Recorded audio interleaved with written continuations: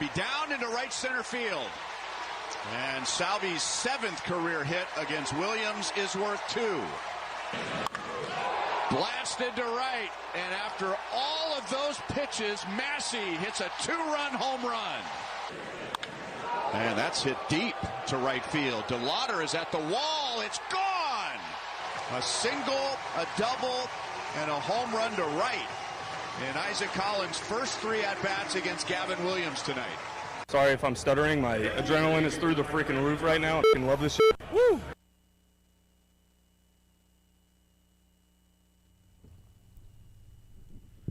I'm just going to do that every time I stutter or lose my train of thought on the show. Like, well, you know, I mean, the time where it was, so like what I'm, sorry, my adrenaline is through the freaking roof. Sorry if I'm stuttering. My adrenaline is through the freaking roof right now. I love this shit. Woo! I bleeping love this bleep. Woo! By the way, maybe the most underrated part of that is the woo there at the end by Urseg, because nobody's talking about that. Everybody's talking about the I bleeping love this bleep. Like, you got the Charlie Hustle shirts that are out now with the I bleeping love this bleep, but they got the actual words on it and stuff like that. But woo, woo. I disagree. I think the best part is the freaking, because that means he did not curse. That means he understood I'm not supposed to curse, and then decided to drop 2. Yeah. But it reminds me of the I want to kiss you now. Oh, thanks, Joe. Yeah.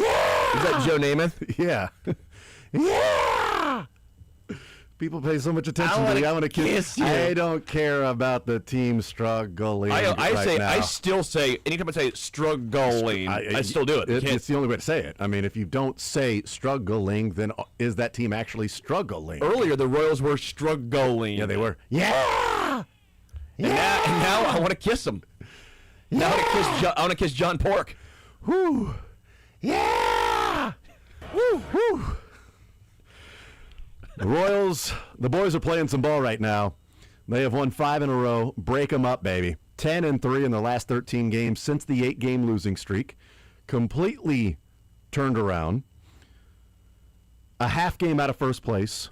2 more games to go against the Guardians. 3 more against the Tigers, then the White Sox after that. And playing some really good baseball right now. And so certainly we will talk some Kansas City Royals baseball. Jeff Montgomery will join us coming up at 11 o'clock. We'll talk with him about this team, what he has seen in these last 5 games in the winning streak, but also the last 13 games, because he would be the perfect guy to ask as to why, when this team was 7-16 and had a 20% chance of making the playoffs and had the worst bullpen in all of baseball, why and how in these last 13 games they have literally the best bullpen in all of baseball.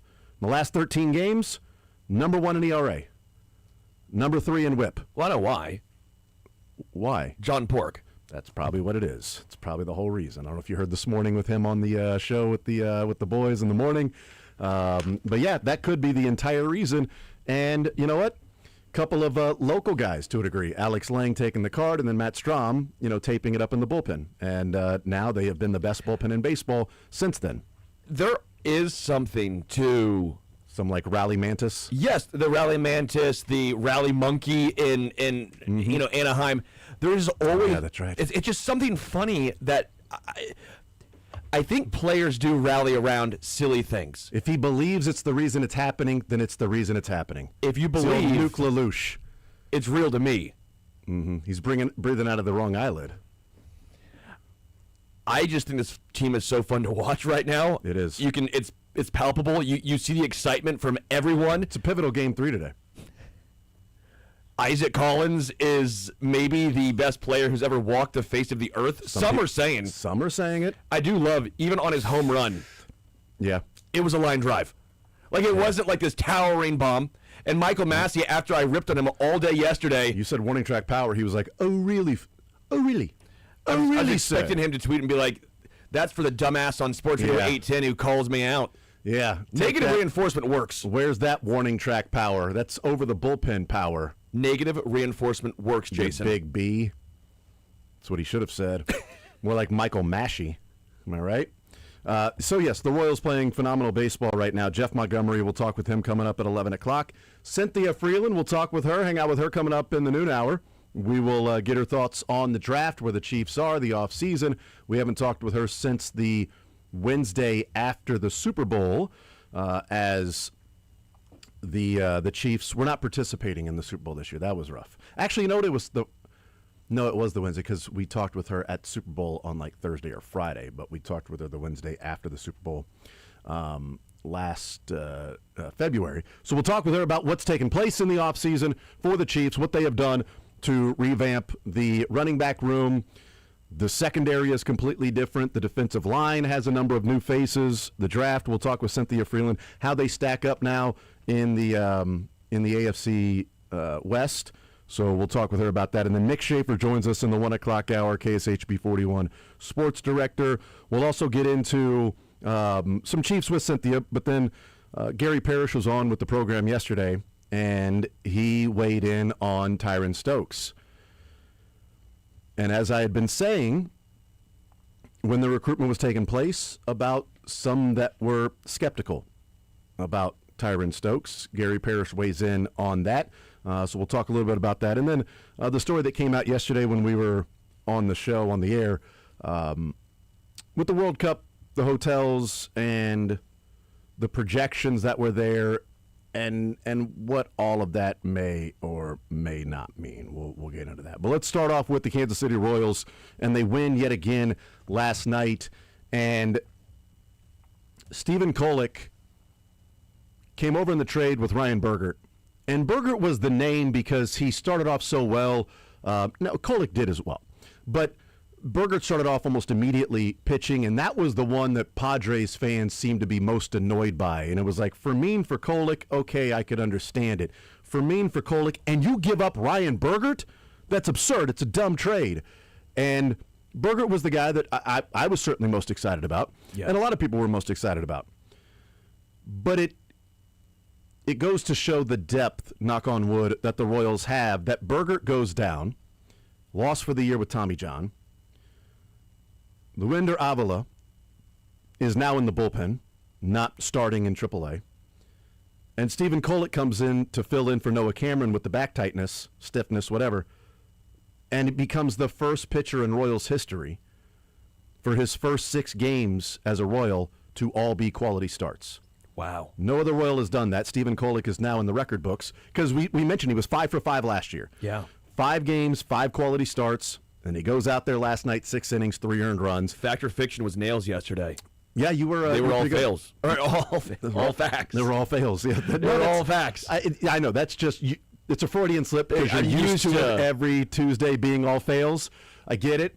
But Stephen Kolek went out there, made a mistake on a pitch to Hoskins, a 3-run home run, and that was it. And he was really good last night. And it shows the depth that the Royals have, because I think you have to have 7 or 8 guys in your rotation to make it through a season to go to the playoffs. Yeah. You need a top 3 to win in the playoffs, but you need probably 6 or 7 to be able to do that. The Royals, I believe, have 6 right now with Kolek. I'm not sure who the 7th would be. I think Falter is the next man up. Could be. I'm not saying I'm thrilled by it. I take it back. I don't hate it. If Falter's your 7th or 8th pitcher, well, that's right. If he's your 4th or 5th, you have an issue. If he's your 8th guy, it's not Jordan Lyles pitching, number 1 every 5 days. Which, by the way, again, he would have been 8 with Burgert if the injury didn't transpire. And I will also point this out, which I think is the Royals now. This is an overarching conversation before I get directly into Kolek. Give JJ some credit. Zerper went down with injury. Nick Mears looks better than him by himself, and then you throw in Isaac Collins, who has a 760 OPS in left field versus Hunter Renfroe or MJ Melendez. Well, I think that was the story of last night's game. Was the JJ Picollo trades. And because you look at Fermin, the Padres are probably happy to an extent because of last year, and he had a huge hit in the playoffs. Remember the huge hit in the playoffs? That's big. He has been brutal this year. Yeah. Brutal. And then even if it was just Kolek, this start alone has been better than anything Fermin has done all season long in one start. The reason why I think Burgert we were higher on was because of strikeout potential. But I'll give Kolek a lot of credit. Even that sinker two-seamer in on that missed by about 2 inches. Yeah. I mean, you get that 2 inches inside, that's a broken bat. That was a lot of movement on that pitch. He's going to get a lot of weak contact because of the movement on that sinker two-seamer. I thought he handled the strike zone very well. He came back out the very next inning and was incredibly sharp. Even the next batter, he was pinpointing the corners.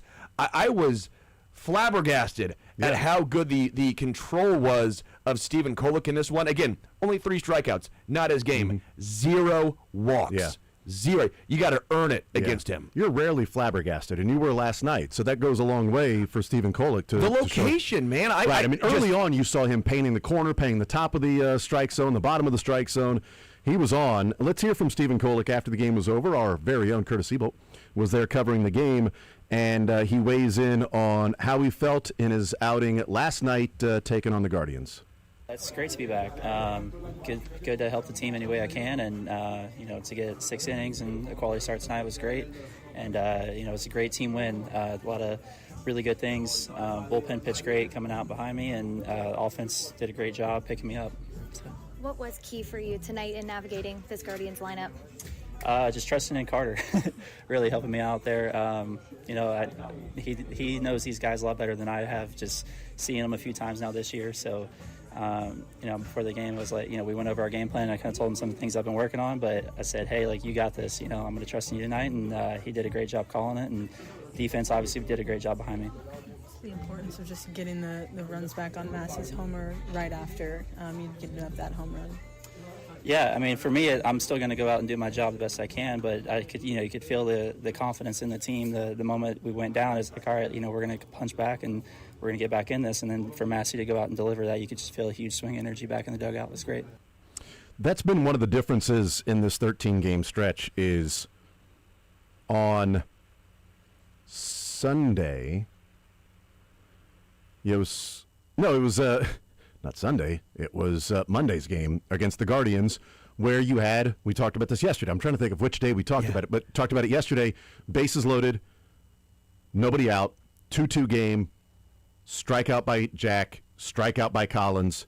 Lofton comes up, gets the seeing eye single to left field, scores 2 runs.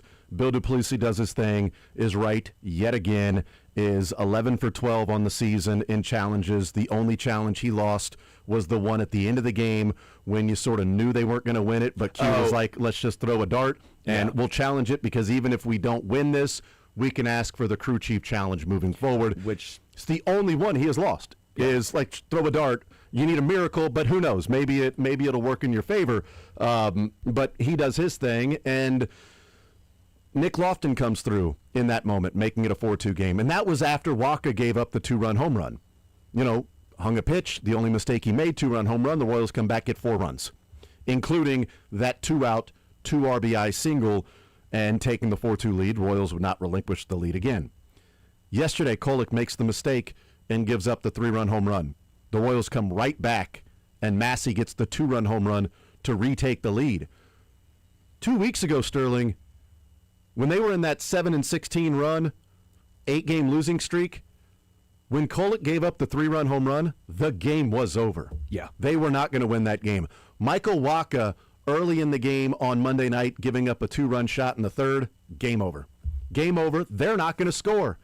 Hey, you know what? Maybe the Royals will get 2 runs, but I doubt the Guardians will still be at 2 when they get there. They'll score 2 in the 9th and lose 6-2, and that's the game. It'll be a 6-4 game. You're like, oh, what happened? They were down 6-0, and they scored 4 runs in the bottom part of the 9th because who cares?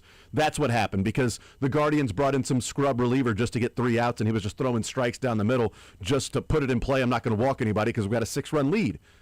But that's not what's happening with this team right now, and I don't know, can we date it back to the Sunday game with the crazy rain and the Angels trying to play for 5 innings and, trying to get the game over? Yeah. 5 innings, then it'll be official. We'll win. We'll get out of here.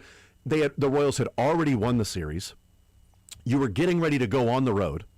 You could have packed it in. You could have been like, we're down 6-0. Lugo's struggling. The rain sucks. We got to be out here playing through the constant drizzle and rain, then rain delay.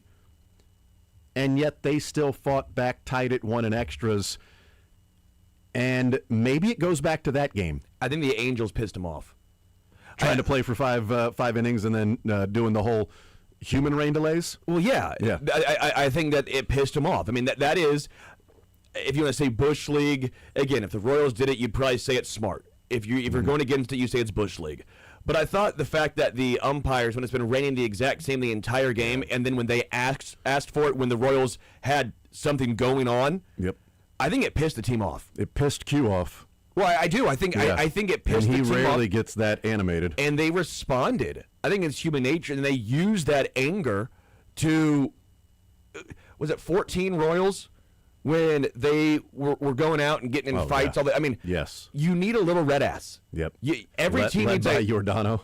But every team needs that. Yeah. Every team needs that Kyle Farnsworth of even Amir Garrett. I didn't mind because he had a little bit of that bleep you. Like, okay, if a fight breaks out, this is not a hold me back guy. This is you better hold him back because he might get suspended for throwing a punch. Yeah. Like, I think every team needs that. Not a Fran Valdez. You don't need that guy. You don't need that guy. That guy is... You don't need that punk. Yeah. I know Hosmer tried to, on Twitter, We'll talk about it. Yeah, we'll get that later. But even from that standpoint, like, but we'll get into it. Yeah, we'll get into it. I'm actually I'm looking forward to asking Monty about it because, like... Again, we'll get into it. If it's tipping pitches, if it's hitting somebody because they are, roughing you up and you gave up back-to-back home runs, or is it the fact that Trevor Story was on second base, tipping, whatever it might be. But I'll ask Monty about the whole tipping pitches thing because Hosmer was able to look at pause the video and go, well, this is a fastball grip. Yeah. Well, that's a curveball grip. And if he can see it just by looking from that angle, the batter's closer. Yeah. I mean, the guy at second base is closer. But anyway, go ahead. I think to your point, the Angels game feels like the demarcation point you look at of, okay, this is when I think they got pissed off. They came together as a team, and it feels like things got switched. I know they went 1-2 in Sacktown. Yeah. But it still feels like that was the switch. This team right now, man, when they got down after the 3-run home run, I didn't think it was over. Me either. And 2 weeks ago, I thought the game's done. I could have turned the game off and knew what the result was going to be. Maybe the biggest surprise for me this year is on Saturday night when the Royals were playing the Mariners, the last thing I fell asleep watching the game. The last thing I remember was the Royals were down 2-1 going into the bottom of the 8th. And I fell asleep. I woke up the next morning, and the first thing I saw, I didn't even check the score because I just assumed they lost, right? And, I'm up and walking around and checking out Twitter to see what's going on, and we're getting ready to go out to a baseball game with a tournament and stuff like that going on. And I'm like, oh, let me see. And the first tweet that comes up is Ranny, and it says the Royals are the first team to strike out 17 times, walk 0 times, don't hit any home runs. And I'm like, yeah. And win. I'm like, hold on, what? So I had to go back and rewatch the 9th and the 10th because, again, 2 weeks ago, that's a loss. They're not fighting back. They're not playing. And that was maybe the biggest surprise. And at that point, when I saw that, I'm like, okay, now this really feels different because it's the Mariners, and they came back and found a way to win in a game that they absolutely would have lost. And their playoff percentage in the last 13 games has gone from about 25%. They're now at 56%.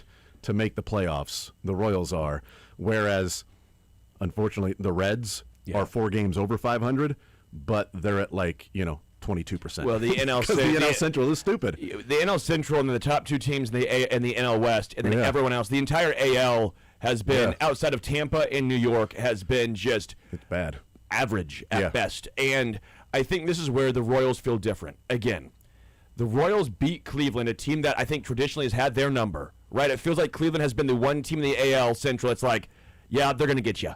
Jose Ramirez is going to go off, and he's going to get you, and you're going to somehow lose. Some guy you've never heard of is going to hit a 2-run shot, and they're going to win. The Royals won with their AAA pitcher getting called up against the Cleveland Guardians ace. Yeah. That's their number one, Gavin Williams. A guy that they have not done well against. Gavin Williams is their one. Stephen Kolek, I think, is a starting Major League Baseball pitcher. Like, I think he's an MLB But he started the season as their 7. But he started the season as their 7. And he went and out-pitched Cleveland's ace. How often has that been the opposite? How often was it the Royals' ace by name only Never. Yeah, exactly. By name only. It's exactly right. And Like then a Jordan Lyles. and then Cleveland calls up a guy you've never heard of. So true. That lefty, I still remember, and he goes out and throws 7 innings scoreless. Yeah, we joked a couple of years ago about or last year maybe it was like, oh, crud, they're calling up somebody the Royals haven't seen before. Here Correct, comes yes. 7 innings of 3-hit baseball. That sucks. But So give credit to JJ for the trade and the depth, and give credit for the pitching staff for developing pitchers, because 7 years ago, 5 years ago, none of this was like this. None of this. Let's take a timeout. We'll come back. I want to talk about some of those things. I want to look at those J.J. Piccolo trades. We'll talk about what's different in the bullpen and discuss that stuff. And, yeah, it's been a holistic change in the Royals in this position where even when they're struggling and playing 7-16 baseball, there was a confidence on the pitching side, not on the hitting side, a confidence on the pitching side that they would figure it out. And that's been going on for a couple of years now, and it's a massive change from what they have been in the years past. We'll talk about what we saw last night and the significance of that as we continue rolling in the bullpen in their huge turnaround. More Zone coming up next. Woo!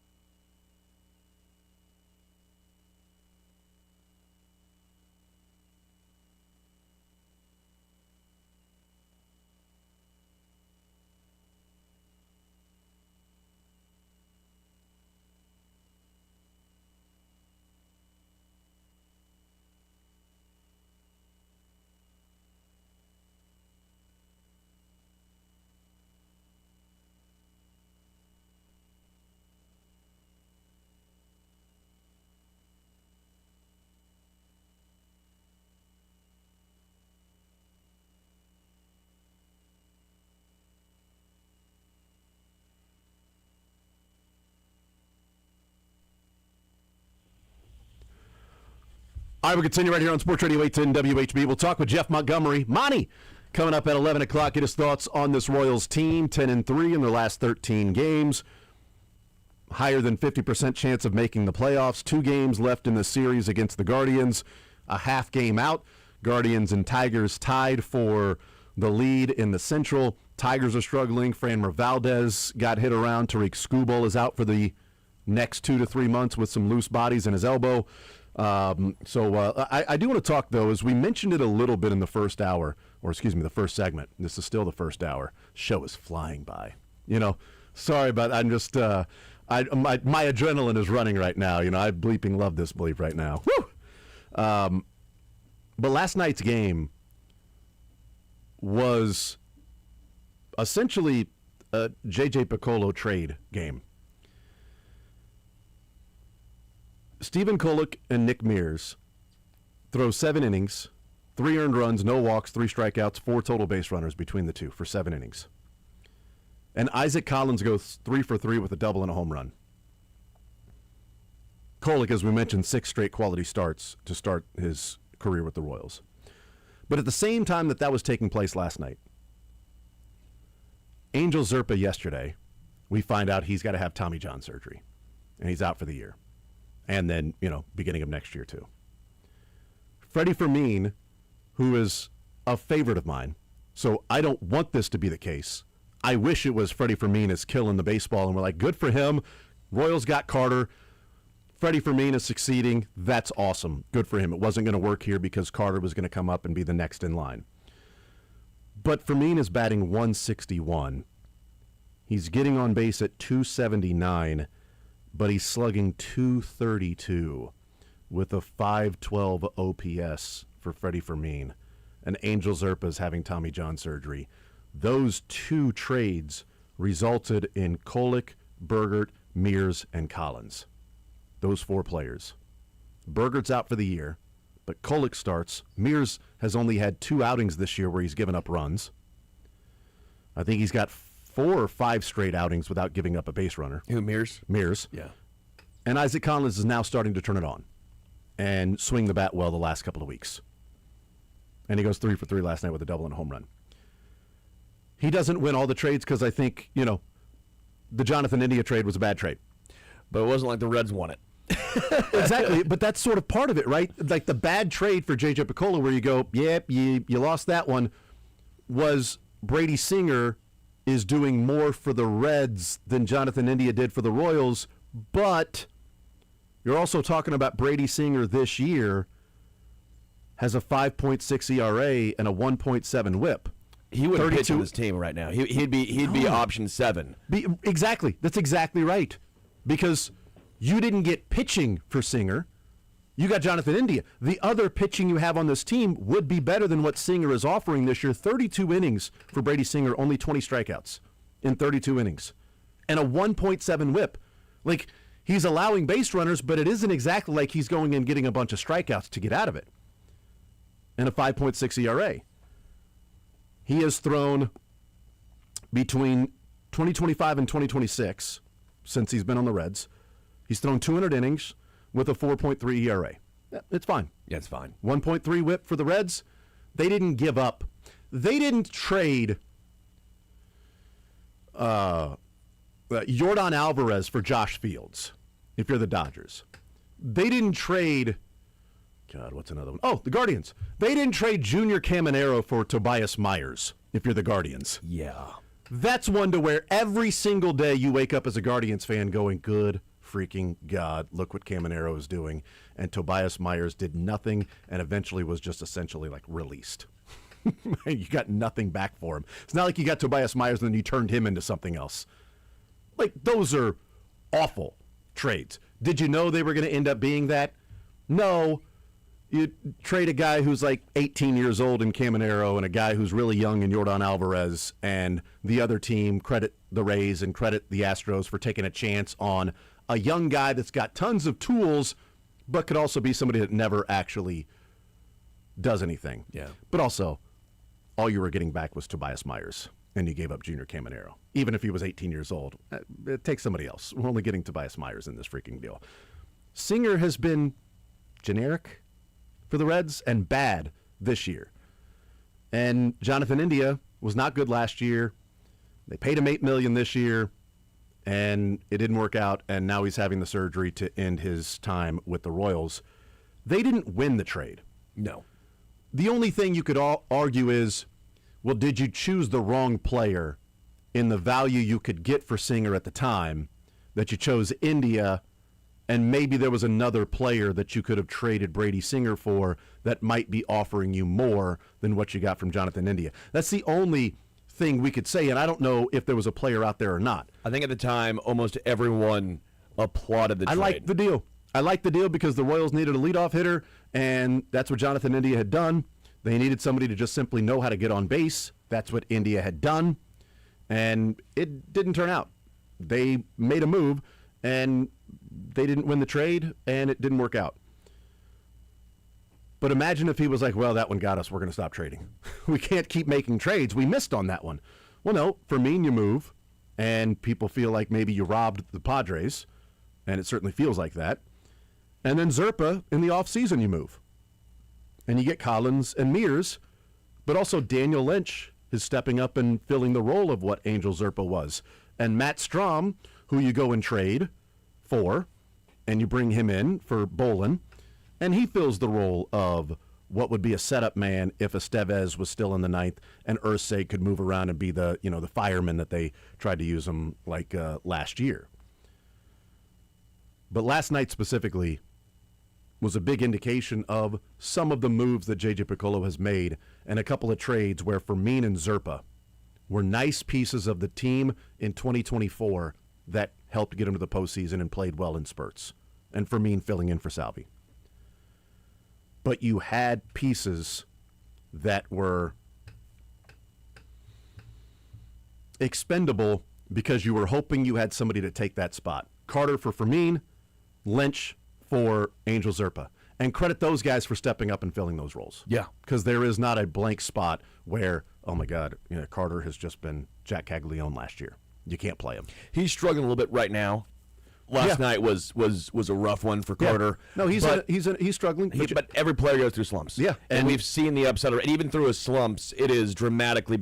His slump still has him at a 716 OPS for the year. Yeah.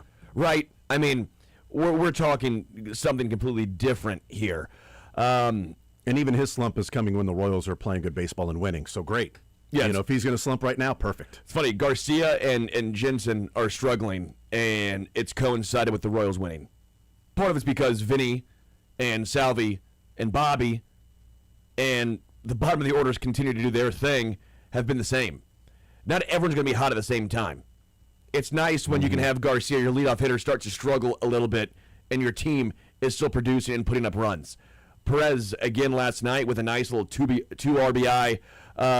Not quite a booty knock, but threw that thing into right center field. It was nice to see Salvi come through with runners on base because that's been his struggle a lot of the year so far was runners in scoring position, so nice to see him come through.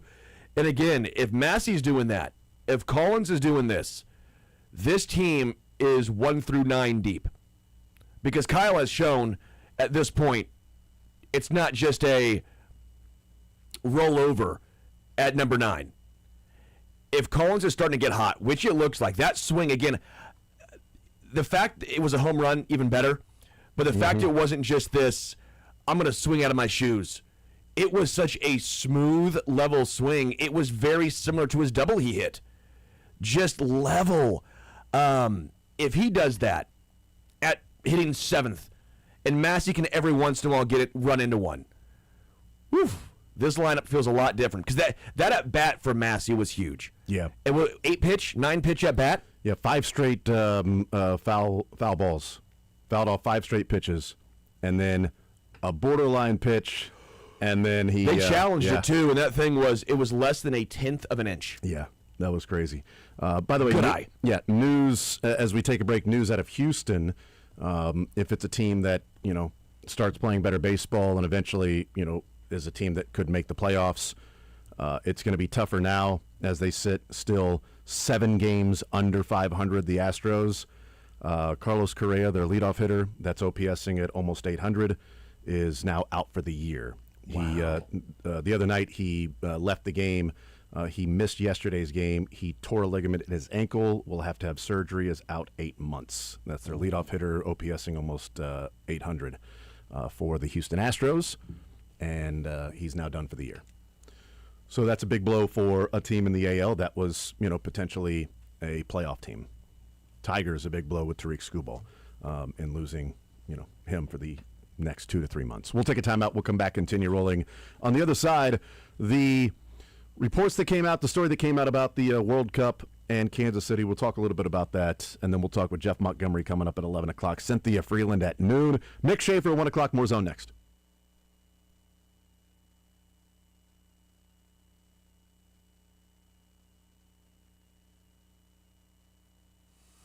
And, of course, yesterday, I didn't do it. I talk about it. I use this app almost every single day, and I took a day off. And what did I do? Got them all right on fact or fiction, which means I should have done this because FanDuel is giving you better payouts on same-game parlays all NBA playoffs long. Don't miss out. Trust your gut. Mine was correct yesterday. Maybe yours will be right tonight. With more ways to build and more value every time you play, you can stack your picks for way more every single game, every matchup, and every moment. From spreads to player points to threes and more, you can build it all into one same-game parlay and go for even bigger payouts. And it's all right here on the best damn app that is FanDuel. So if you're betting same-game parlays this NBA postseason, you know where to do it. It's FanDuel. More options, better payouts, all NBA playoffs long. A couple games tonight, Sixers and Knicks. Will the Sixers bounce back? They had that short turnaround, and they got hammered by New York. Please, Sixers, don't let me down yet again. Stop it. Stop it. Embiid, do some work. And then obviously you have Minnesota and San Antonio. Minnesota with a surprising win on the road in Game 1. The choice is up to you, and the choice is on FanDuel. So head to FanDuel.com/local to get started. 21 plus and present in Missouri. Gambling problem? Call 1-800-GAMBLER.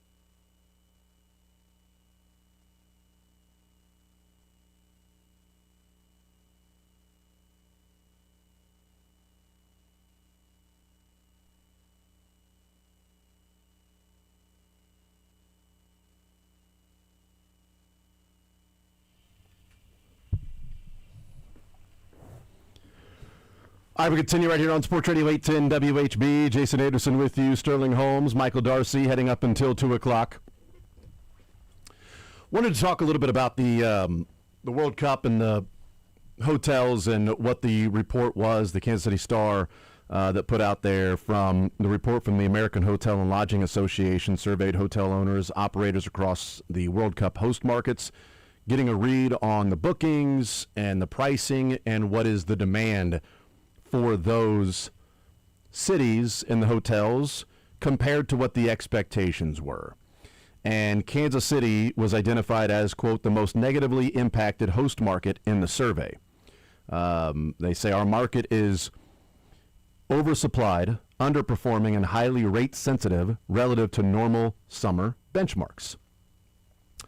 The headline stat is that somewhere between 85% and 90% of Kansas City hotels are currently booking below expectations 6 weeks from the tournament. Hotels are running behind what they'd see in a typical June or July with nothing going on. The report also says that tracks with KCI in that the capacity is roughly in line with where it was 2 years ago. I have some pushback on this, by the way. I'm going to do a couple of more part of these. The hotel managers reported FIFA overcommitted to blocking hotel rooms that the soccer organization then ended up releasing. It's led to hotels scrambling to backfill rooms that they believed would be occupied. Andrea O'Hara, executive director for the Hotel and Lodging Association of Greater Kansas City, said that FIFA has canceled a portion of its room blocks in Kansas City that were reserved for staff and other FIFA groups. This is the point that I wanted to get into because I think it's unfair. We're sitting here going, well, FIFA had these booked. Mm-hmm. And so, okay, well, that also drives up pricing to a dramatic amount because now there's less less supply. Less supply. And the demand Well, then now all of a sudden now you're going to open it all up. Well, now we should see it actually come back down to earth, and I think more people will start to book. And by the way, I would love to know what the Airbnb numbers are as well. KSHB did a story last night on it, and they said that the Kansas City of the host markets, of the host cities, the short-term living Airbnb is in higher demand and doing better than the other cities. And this is my point. So the hotels were too expensive. People found Airbnbs to stay in that weren't hotels around the area, and the demand is pretty high. The pricing is also because of demand. One of the guys that they interviewed was a guy that, studies like all of his job is all of these different Airbnbs and things like that, and said that, Kansas City has the highest sort of it's like $700 pretty much for these places. Now the actual market says it should be around $300 to $400, but the supply and demand right now is working in Kansas City's favor because people are wanting to come to watch the games here, but the hotels in other cities are pacing better than, or at least close to the expectations of what they were compared to what Kansas City is pacing at. So the hotels are not meeting what they were hoping the expectations would be. And also 85 to 90% of the hotels aren't doing that. But that's falling short of what the expectations were. Sure. If the expectations were at, an 80 and they're hitting a 70, it's below technically. It's below, but also, it's close to in line with, what it would be on a typical year. Okay, well, now that these rooms are available, it's close to in line with what it would be on a typical year. But also, I would say on a typical year, people that may take trips at certain times around or to Kansas City are probably going to avoid World Cup time. You know what week my wife and I don't go and visit Louisville? Derby week. Yeah. Because everything is incredibly expensive. Hotel, you don't want, if you're going somewhere for a convention and it happens to be Derby week, you are it's like the Super Bowl. Well, then it's like the Super Bowl being in a certain city. The hotel prices in Kansas City around the group stage games and the knockout round are going to be spiked with the dynamic pricing depending on the day. And I imagine the Derby said, hey, we're going to book up all these hotels for our staff, and then we're going to run numbers and say we're going to cancel the day before, and now we're going to use those numbers because the prices have been inflated. So for me, why did the staff cancel? Like, why did FIFA book all of those rooms it's FIFA, and man. blocks, and then now they don't need that because of staffing and other groups that aren't going anymore? Could be anything. But my thing here is it's going to be packed in Kansas City. They have 5 million tickets sold 5 million tickets sold is what it says. I'm not worried about people coming to KC. To me, this is more people have been using Airbnb. The hotels have gotten a little bit of short end of the stick because of the cancellations by FIFA, which because there was less supply, all of a sudden people are going, well, do I want a house or do I want to stay in a hotel? Yeah. I'll go with the house. It makes sense if I'm staying for a 2-week period anyways. It'll be way easier for us. I'm not going to get the free breakfast in the morning, and I got to make my own bed and wash the towels.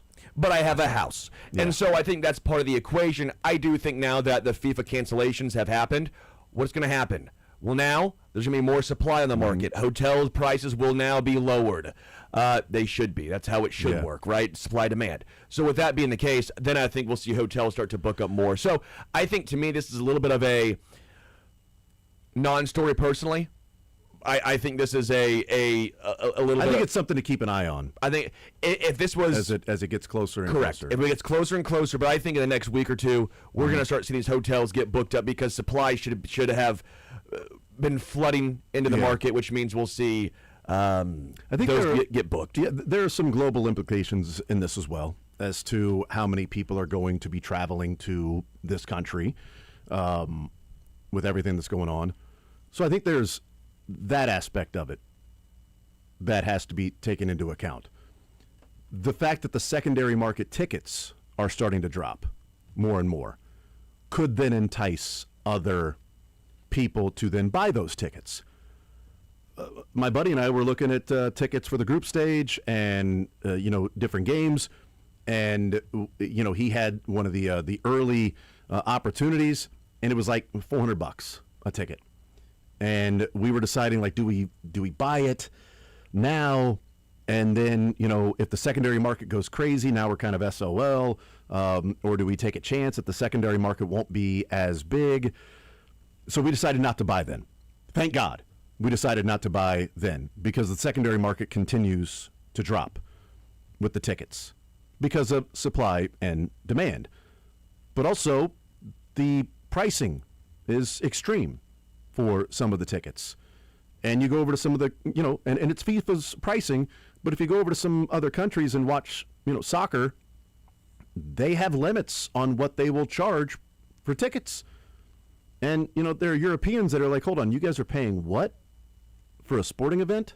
You guys are going to a football game and paying like $400 to go to a football game? You guys are going to go to a soccer match, whether it's World Cup or not? You're going to charge $400 for us to do that? Plus we have to travel there, plus the hotels? Like, United States, it's extreme. Americans, we've become numb, I think, at times to the price 100%. of events.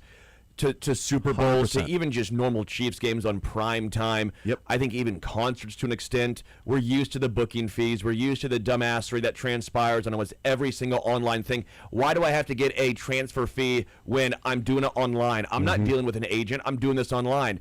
Thanks, big booking companies that sometimes try and bleep us. I think Americans, we've gotten so used to that. I think other countries are sitting here going, what are you talking? It's like the tipping culture. Americans, we're used to all of that. We're used to all of it.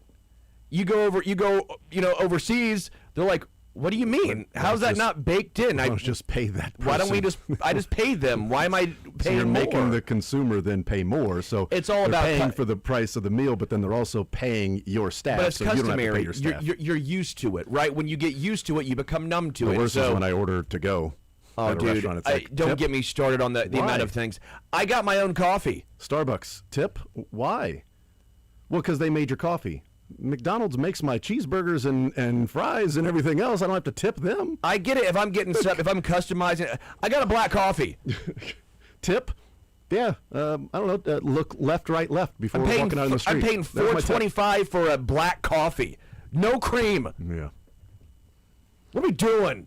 And so maybe the Europeans are going to come over and change this for us. Come on. No chance. When have I ever rooted for Europe in anything? Never, actually. I don't think ever. USA, baby. You know what? Screw it. I'm going to tip more. Double down. I want to pay more for tickets. It's USA. My American right. Take that. I've got the right to pay these transfer fees. I'm going to start tipping my doctor. Just the tip, Doc. I'm going to start tipping everyone. Cow tipping for Sterling now. You know what? Bleep it, USA. So we'll see as it gets closer. I think we're also going to see, like, from the restaurant scene, even people around here, as the games are going on or Fan Fest, you may just simply want to go and experience it.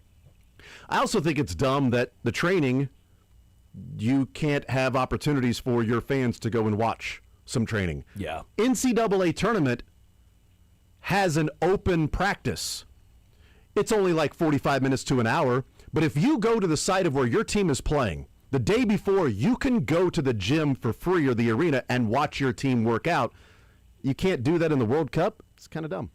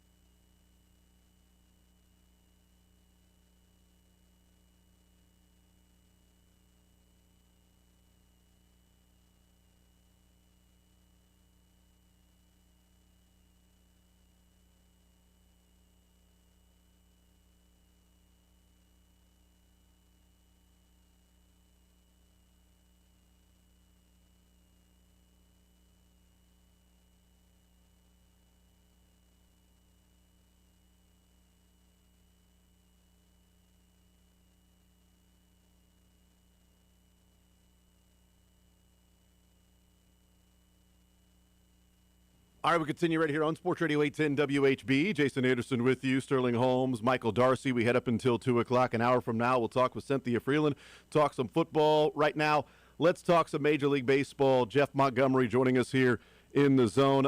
Monty, how you doing today, man? Well, Jason, as you know, I oftentimes go as the Royals go, and right now I'm going pretty good. The way the team's playing here the last week and a half or so, it's been fun to watch.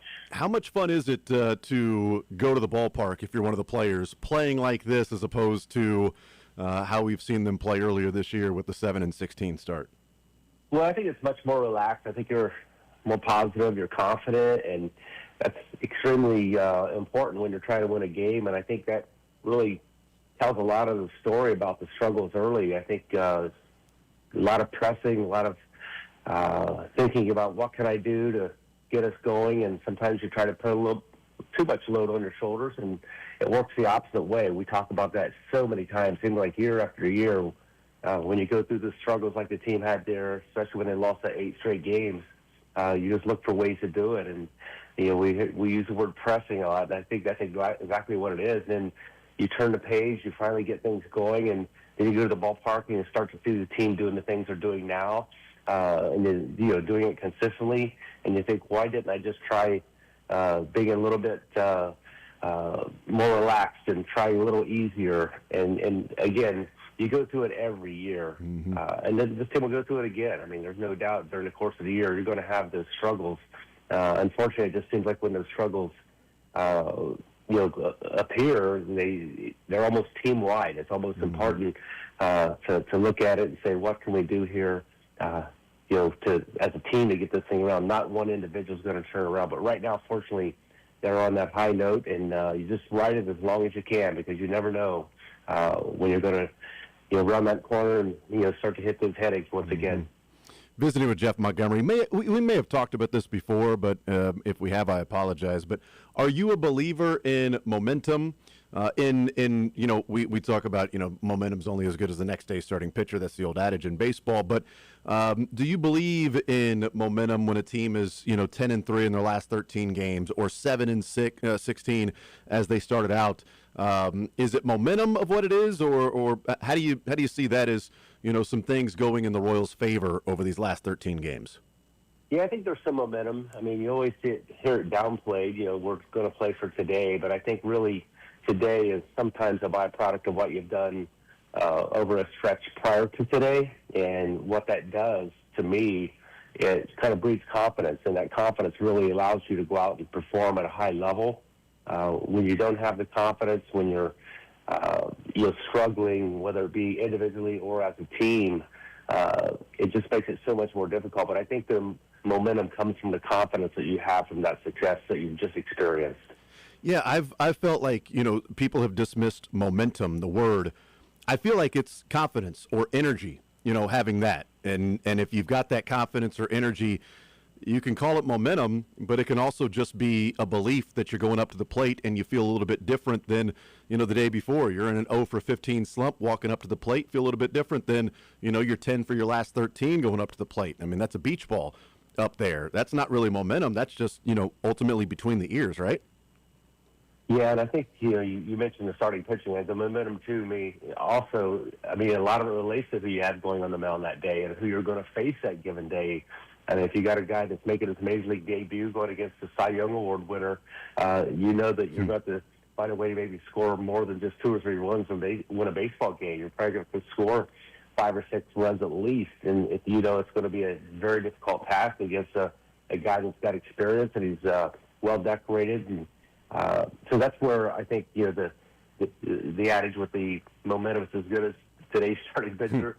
There's a lot of truth to that as well. But we know baseball oftentimes is going to be, predicated, based on who you have on the hill to start the game. And it's just one thing that the Royals have been fortunate to have a lot of, especially lately, starting pitchers going out there and doing what we saw, like Stephen Kolek do last night. Mm-hmm. And also, the offense backing up the starting pitching that we hadn't seen earlier in the season, and not that the starting pitching has struggled. Kolek now has 6, starts for the Royals and 6 quality starts for the Royals. But even, the other day in these 2 games against the Guardians, Michael Wacha gives up a 2-run home run. It's unfortunate.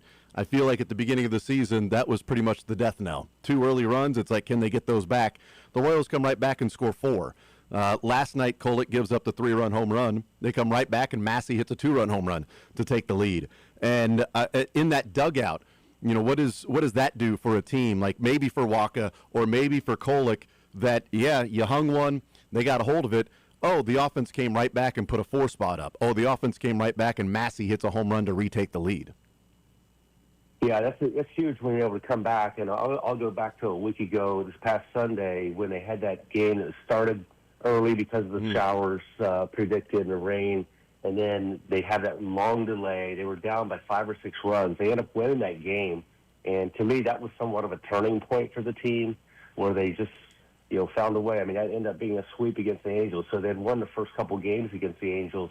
But to me, coming back and winning that game was a real kind of exclamation point on, we feel like we've gotten to the point where we need to be, and they've kind of carried it forward. I know things didn't go exactly like they would like against the A's out in Sacramento, but then when you turn around and sweep a really good team like the Mariners, it just shows you where that confidence is and where guys are with regards to especially their plate appearances, going up there and finding a way to get the job done, coming through way more often than they were early in the season with runners and scoring and just kind of cashing in. And the other thing I think we're seeing a lot more of now is the aggressiveness on the bases and good decisions being made on the bases. And you're always going to have the situations where you're making out on the bases, but they're not giving away those free outs on the bases as frequently as they did early in the year. But that early in the year, mistakes on the bases, I think that is just another indication of trying to do a little too much, trying to make things happen when you probably don't have a great chance of the outcome. But now that you're playing relaxed, you're playing, with a lot more confidence, those things just seem to create breaks in your favor. And that aggressiveness on the base paths. It's nice to have Bill Duplessis up there in the booth too, right? Yeah, he's unbelievable. I know that there's only been one challenge for him that has not worked out in the Royals' favor, but if I remember correctly, that was in a situation late in the game where you're down. There's no reason not to challenge it. You think, the probably odds are against you, but, it's the 8th or 9th inning. Let's take our chance. We need to try to find a way to make this count for us. It didn't count, but he's money in the bank. When you're talking about going back to the replay and seeing if you want to challenge. Yeah, it's when you see Q go to the head, with the headphones, I'm like, okay, that call was wrong then, because it just it's interesting the difference between the managers or who they have in the booth, because Kurt Suzuki, he's a first-year manager for the Angels.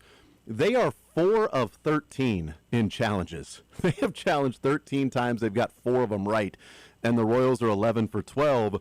I feel like at that point, like if you're 4 of 13, like find somebody else. Like if somebody's giving you advice as to what to challenge, and you've lost 9 of them and only got 4 right, that's a rough percentage. And Q is the second best this year with Bill Duplessis. Second best. They're 11 for 12. The Yankees are 8 for 8. That's the only other team that has a higher percentage. And it's not just this year. That's what's amazing about it, Monty. It's not just this year. Duplessis never been below 63% in challenge rate or successful challenges with Ned and Q at the helm. And Matt Quattrero with Bill Duplessis is the second best manager in the last 4 years in challenge overturn success rate, only behind Joe Espada for the Houston Astros. And he's at 66.7%. And Bill Duplessis at 66%. So that's the second best in all of baseball. So what we're seeing, Monty, and we only watch, we watch all the Royals games. So what we're seeing, how successful he is, it's backed up by, we look at the rest of the league, and there's only one other team that comes close to what Bill Duplessis is doing.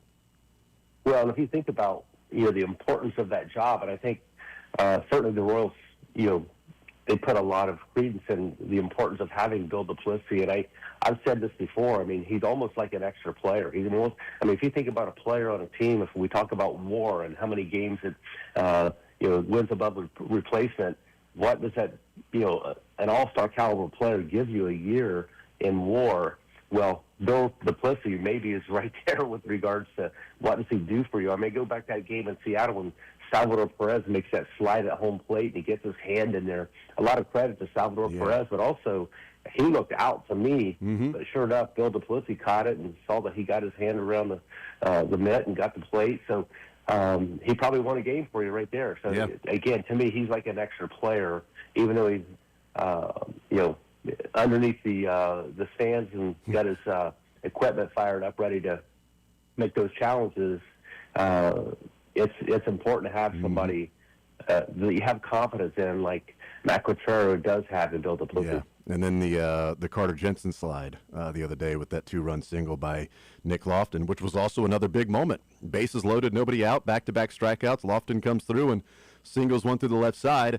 And let's be honest, Monty, a couple of weeks ago, that hit to the left side is probably fielded by the third baseman, tosses it to second. There's the third out, and you go, wow, you had bases loaded, nobody out, and you got no runs. Instead, they come through with a 2-run single, and everything sort of feels different. It feels like a lot of that pressure or the pressing is taken off your plate. Jeff Montgomery is our guest. Monty, how do you explain a bullpen that through the first 23 games of the season was dead last in baseball in ERA and WHIP, and over the last 13 games is best in baseball in ERA and third best in WHIP? How do you explain that turnaround from 23 games to 13 games, an 8-game losing streak, and then after that they've been the best in baseball? Well, I think the turnaround starts at the top of the bullpen, and that goes to Lucas Erceg. We know when they were struggling, there were a couple games that Lucas had the opportunity to close out. Didn't happen. They lose those games, and it's somewhat of a trickle-down to me. I've explained this before, but when you lose your guy at the top, and now that, it's Erceg, it was early in the year. It was when they lost Carlos Estevez. There was just a lot of shuffling going on, and now it just seems like when there's some stability at the top, everyone just kind of falls into place, and it just happens. And the other good thing, Carlos Estevez is likely going to be back probably, within the next few weeks, I would guess. And it just adds a little bit more depth, a little more stability to that bullpen. So I think that's a lot to do with it. Heard Matt Quatraro make some comments regarding that bullpen a day or two back, and he indicated that there were a couple of times early in the year when the bullpen got overworked. They had a doubleheader in there, and they had some games where guys had to, maybe stretch things out a little more than what they would like to, especially early in the year. But the other thing I always say is, like, it seemingly takes sometimes a month or maybe 6 weeks into the season before all those roles really get kind of established or defined. You may have a guy who really was lights out the year before, comes into the season, you're expecting him to be lights out again.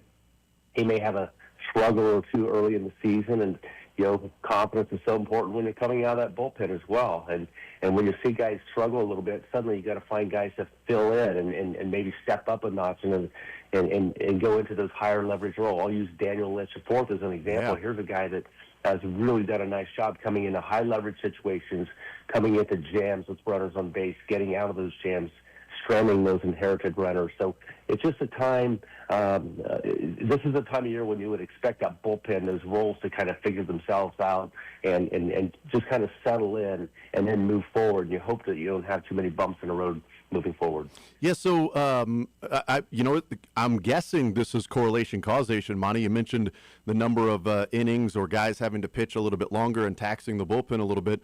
In these last 13 games since that 8-game losing streak, as they've had the best ERA in baseball, the third best WHIP in all of baseball, they've also pitched the fewest innings in all of baseball. I'm guessing that's a correlation between those two? No doubt about it. And not just this time of year, but when you come down the stretch later in the season, if you got a guy that's been out there 60, 65 times during the year, you can't expect him to be nearly as strong as someone who's been out there 45 times during the course of the year. So saving those innings, saving those arms, saving those times they'd have to get up and get hot, maybe don't even go in the game. And that all is really something you look for your starting pitching to do and get yourself into a situation where your bullpen is only going to be responsible for 2 or 3 innings of a baseball game. And I mean, a good example, Seth Lugo had that game where he gave up all those hits, but eventually the team comes back, wins the game. But he ate up innings. He saved the bullpen. And those are really disastrous, especially when you go in stretches of the year where not a lot of off days. And the Royals have been playing a lot of consistent baseball without days off. visiting with Jeff Montgomery. You mentioned the guy at the top, Urseg, and losing the guy at the top in Estevez, but Urseg stepping in. He had those struggles and the back-to-back blown saves, and at that point, he had a 6.5 ERA. He has not given up a run since, and given up only 6 base runners in those 7 innings that he has pitched, where he was walking the farm when he was out there on the mound, and now he's getting strikeouts. Is that a confidence thing? Was there adjustment made by Urseg as to now he's getting more swing and miss and more strikeouts of pitches in the zone? Because even the pitches in the zone, the guys were hitting them, and I think that led to the walks because he probably wasn't confident that his stuff was going to play, inside the zone, and now he's getting strikeouts and swings and misses. Was there an adjustment made by Urseg, or confidence starts to build and he turns back into the guy that knows that he can be a closer at the end of the game? It's interesting, Jason, and I'm not going to take any credit for this, but I'm going to go back to the day after he blew that second save. He was walking in from batting practice, and I went out onto the field, and I just kind of pulled him aside. I said, "Hey, look," I go, "you got a long way to go before you've blown as many games as I have in my career." So he looked at me, and he was just kind of like a little shocked at what I said, and then he had a smile, and I said, "Hey, we believe in you. Believe in yourself. Get back on that horse and go get him." And he said, "I believe in myself as well." And really, ever since then, he's looked like the Ursay that you would expect to see. And again, I don't take any credit for it, but I think it's kind of funny that I maybe put it in perspective for him. And I know from experience, when you blow a game, especially if you do 2 in a row, it's like you feel like that field goal kicker that just missed the field goal that's going to send you to the postseason, right? And it's just you're the GOAT, so to speak. But it's great to see him back out there. I think the biggest thing that I've noticed is his confidence in filling up the strike zone. Yeah.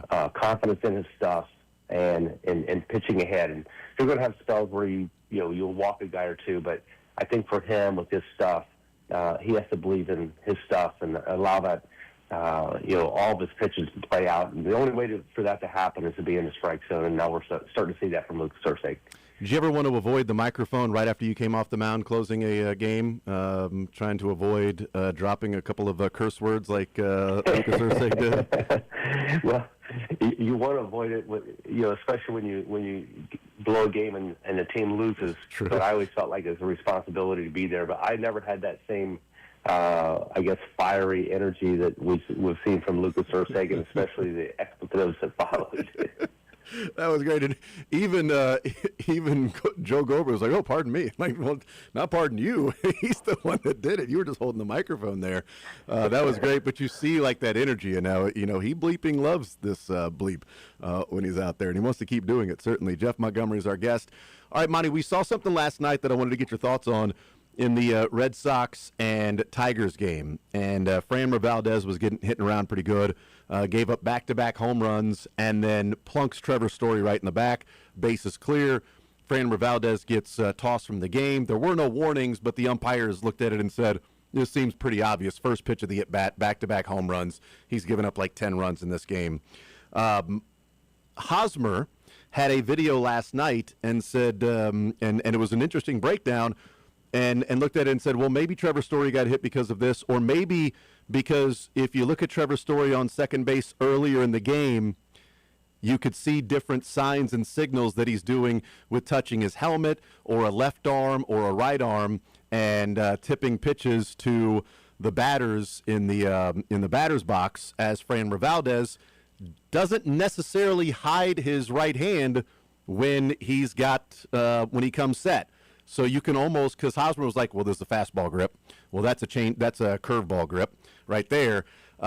What's the sort of unwritten rules or rules of baseball in that situation? Is that on the pitcher? And if the second base or the guy at second base can pick up what your grip is, that's on you, and he's going to relay that? Or is it an unwritten rule that, don't play, or is it Bush League in your mind? No, I think it's kind of old school, to be honest with you. You don't see nearly as much of that anymore. I think there's a lot more, guys that are looking to steal the signs and relay the signs. We know that going back to that Astro scandal where they were cheated, that's really going beyond what I would consider acceptable. But if you're tipping your pitches, I think you got to give credit to the opposing team for finding ways to beat you. Now, that doesn't mean if you know that they're doing that, you can't send a message. And whether it was the back-to-back home runs, they got him drilled, or is flashing a sign they got him drilled, we'll never know. I mean, that's just part of baseball. But I think Valdez, for one reason or the other, it was obvious that was not a pitch that got away from him. No, that was pretty intentional. Did you ever have a situation in your career where you're like, okay, I know I got hit around there. I was tipping my pitches, or I got to adjust this or that, or close the glove a little bit more in your career because guys were finding a way to know what you were going to throw? I did. In fact, Pat Borders came over 1 year and caught for us as a backup catcher, and I was getting the Blue Jays are a team where he'd come from, and he said that they had a book on me on doing something. I was having some struggles, and he's like, hey, when we go to Toronto, I'm going to try to find out what it is. I can't remember what it is. We go to Toronto. I said, hey, you got to make sure you find out what I'm doing, tipping my pitches. And he failed to come through for me. I think it was intentional that he didn't want to give up whatever secret in case I would, maybe face him at some point later on. But sometimes it's mental too. Sometimes when a pitcher feels like, I'm tipping something, I'm giving something up, I'm doing this really, really good, breaking ball and down and away, and the guy's just punching it to right field like he knows a slider's coming, for example. Those are the things that, sometimes can get in your mind a little bit. They can become more of a mental adjustment than anything. I know at one stage of my career, I changed my signs, the way that I gave signs, so there's no way that anyone on second base, for example, could flash the signs from the catcher, to the batter. To me, that's something that if I know that a catcher is giving away signs and the runner on second is flashing it to the hitter, then I'm going to send a message that I'm not going to allow this to happen. You're not going to cheat on me that way. That you can still change your signs, and sometimes you go, second sign, first sign after a curveball, first sign after a changeup, whatever. I mean, you can change your pitches the way they give, but now they have the pitch com to eliminate all of that. Yeah. So there's no way for a base runner to be flashing, but they can flash what you're doing with regards to sometimes as the pitcher comes set, say the finger that he has out of his glove side, he might twitch his finger, or he may not. Some guys have their mouth open when they do something like throwing a breaking ball, their mouth's open, fastball, the mouth's closed. They pick up all these little things to me that are pretty intricate, but some guys are really, really good at it. And in fact, we had a player, David Howard, who a lot of people remember. He was extremely good at picking up those little clues or hints that could help with regards to the opposing pitcher. Yeah, I've always wondered too, like if you're a batter, like inside, outside, because some of that is I'm going to tap the left side of my helmet because that's where the catcher's setting up. I've always wondered, like, does a batter want to know that? Because what if the guy misses? You're thinking he's going away, so I'm going to lean away, and he misses inside, and now, I jam myself instead of just sitting there, and hey, that was a mistake pitch that I could have taken advantage of. I've always wondered if batters want to know that, because I have a theory in Randy Arozarena getting struck out against maybe was it Bubic on Sunday, and he was up there, and it was 2 strikes. It was a 1-2 pitch, and Carter set up outside, and Arozarena, right as Bubic let go of the pitch, started leaning outside, and Bubic missed, and Carter had to reach back inside, and Arozarena took it, and it was, it wasn't middle, but it wasn't exactly the place that Bubic wanted to put it, and Arozarena couldn't swing, and it was strike 3. And in my mind, I'm wondering, did he glance, or did he have an idea that Carter was setting up outside, and so he's thinking outside, and now Bubic missed, and he wasn't ready to hit it because, it was too much inside, and he was expecting Bubic to hit a spot, and that's not going to happen every time. Right, and what happens in those situations is if the hitter's peeking back at the catcher, what the catcher will do, he'll set up away, and then the pitcher will kind of buzz the tower of that hitter, and that's the message saying, hey, we're not going to allow this to happen here. We're going to stop this right now, and that's all it takes is really a hitter seeing his life flash in front of him when a ball's coming, under his chin to eliminate. He probably knows that, hey, they caught me. They caught me, peeking back there. Yeah. Jeff Montgomery is our guest. Jeff, thank you for the time as always, brother. I appreciate it. Enjoy the games because it's a whole lot of fun to be out there at the park now with the way this team is playing and a 5-game winning streak and 10-3 in their last 13 games since that 8-game losing streak, a half game out of first place, and now the playoff percentages have jumped up to almost 60% for the Royals from 25% when they were at 7-16. So it's been a great run of baseball and still a big 5 games coming up against the Guardians and the Tigers. Thank you for the time, brother, as always. We'll talk next week. Yeah, sounds great, Jason. Have a great day. You do the same. There is Jeff Montgomery joining us here in the zone on this Wednesday edition. Royals in action tonight. Cole Reagan's out on the mound. Opportunity the next 2 days to take the 4-game series after winning the previous 2 and playing fantastic baseball right now. We'll take a time out, come back. More zone next.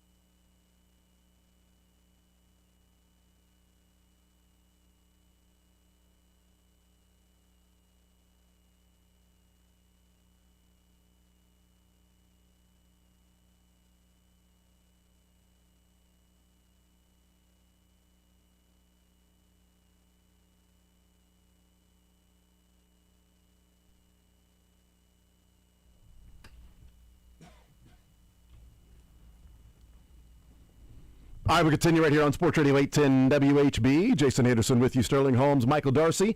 Heading up until 2 o'clock. Oh, my goodness, I'm just choked up after that interview with Monty. I just pumped about right it. there, Bubba? I'm going to need a drink here.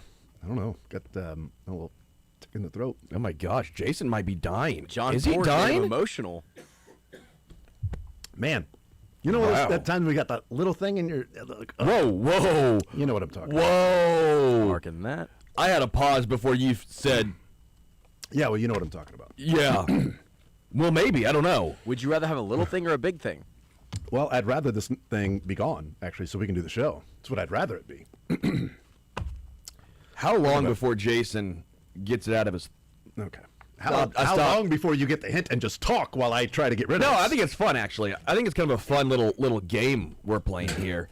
Now he's knocking things over. Jason is just having fun right now. Waiting for you guys to sort of take the hint. No, I think it's more enjoyable just for this. But Cynthia will join us at the noon hour. Mick Schaefer joins at 1. That was Monty right there.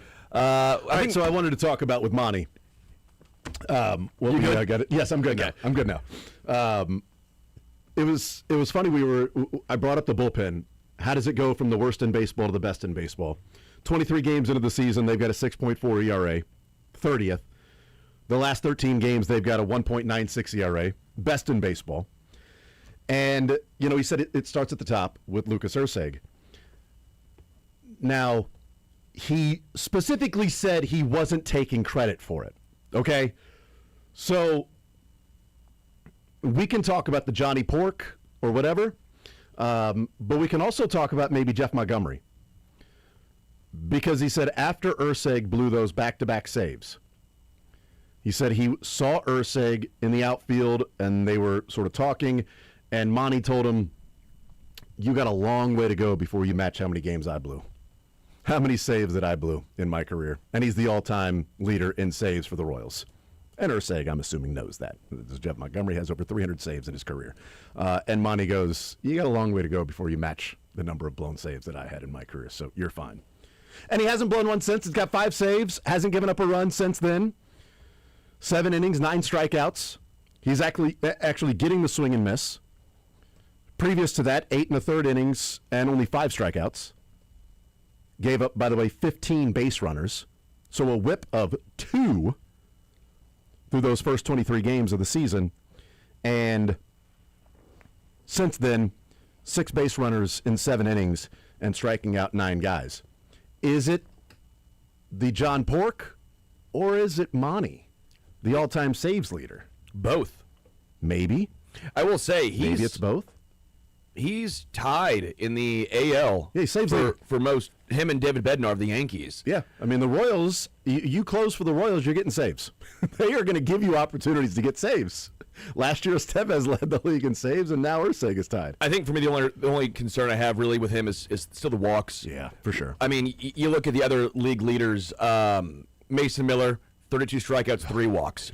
Now, I'm not trying to say Mason Miller, but can he, like David Bednar, 18 strikeouts, 5 walks. Erceg is 14 and 11. Yeah.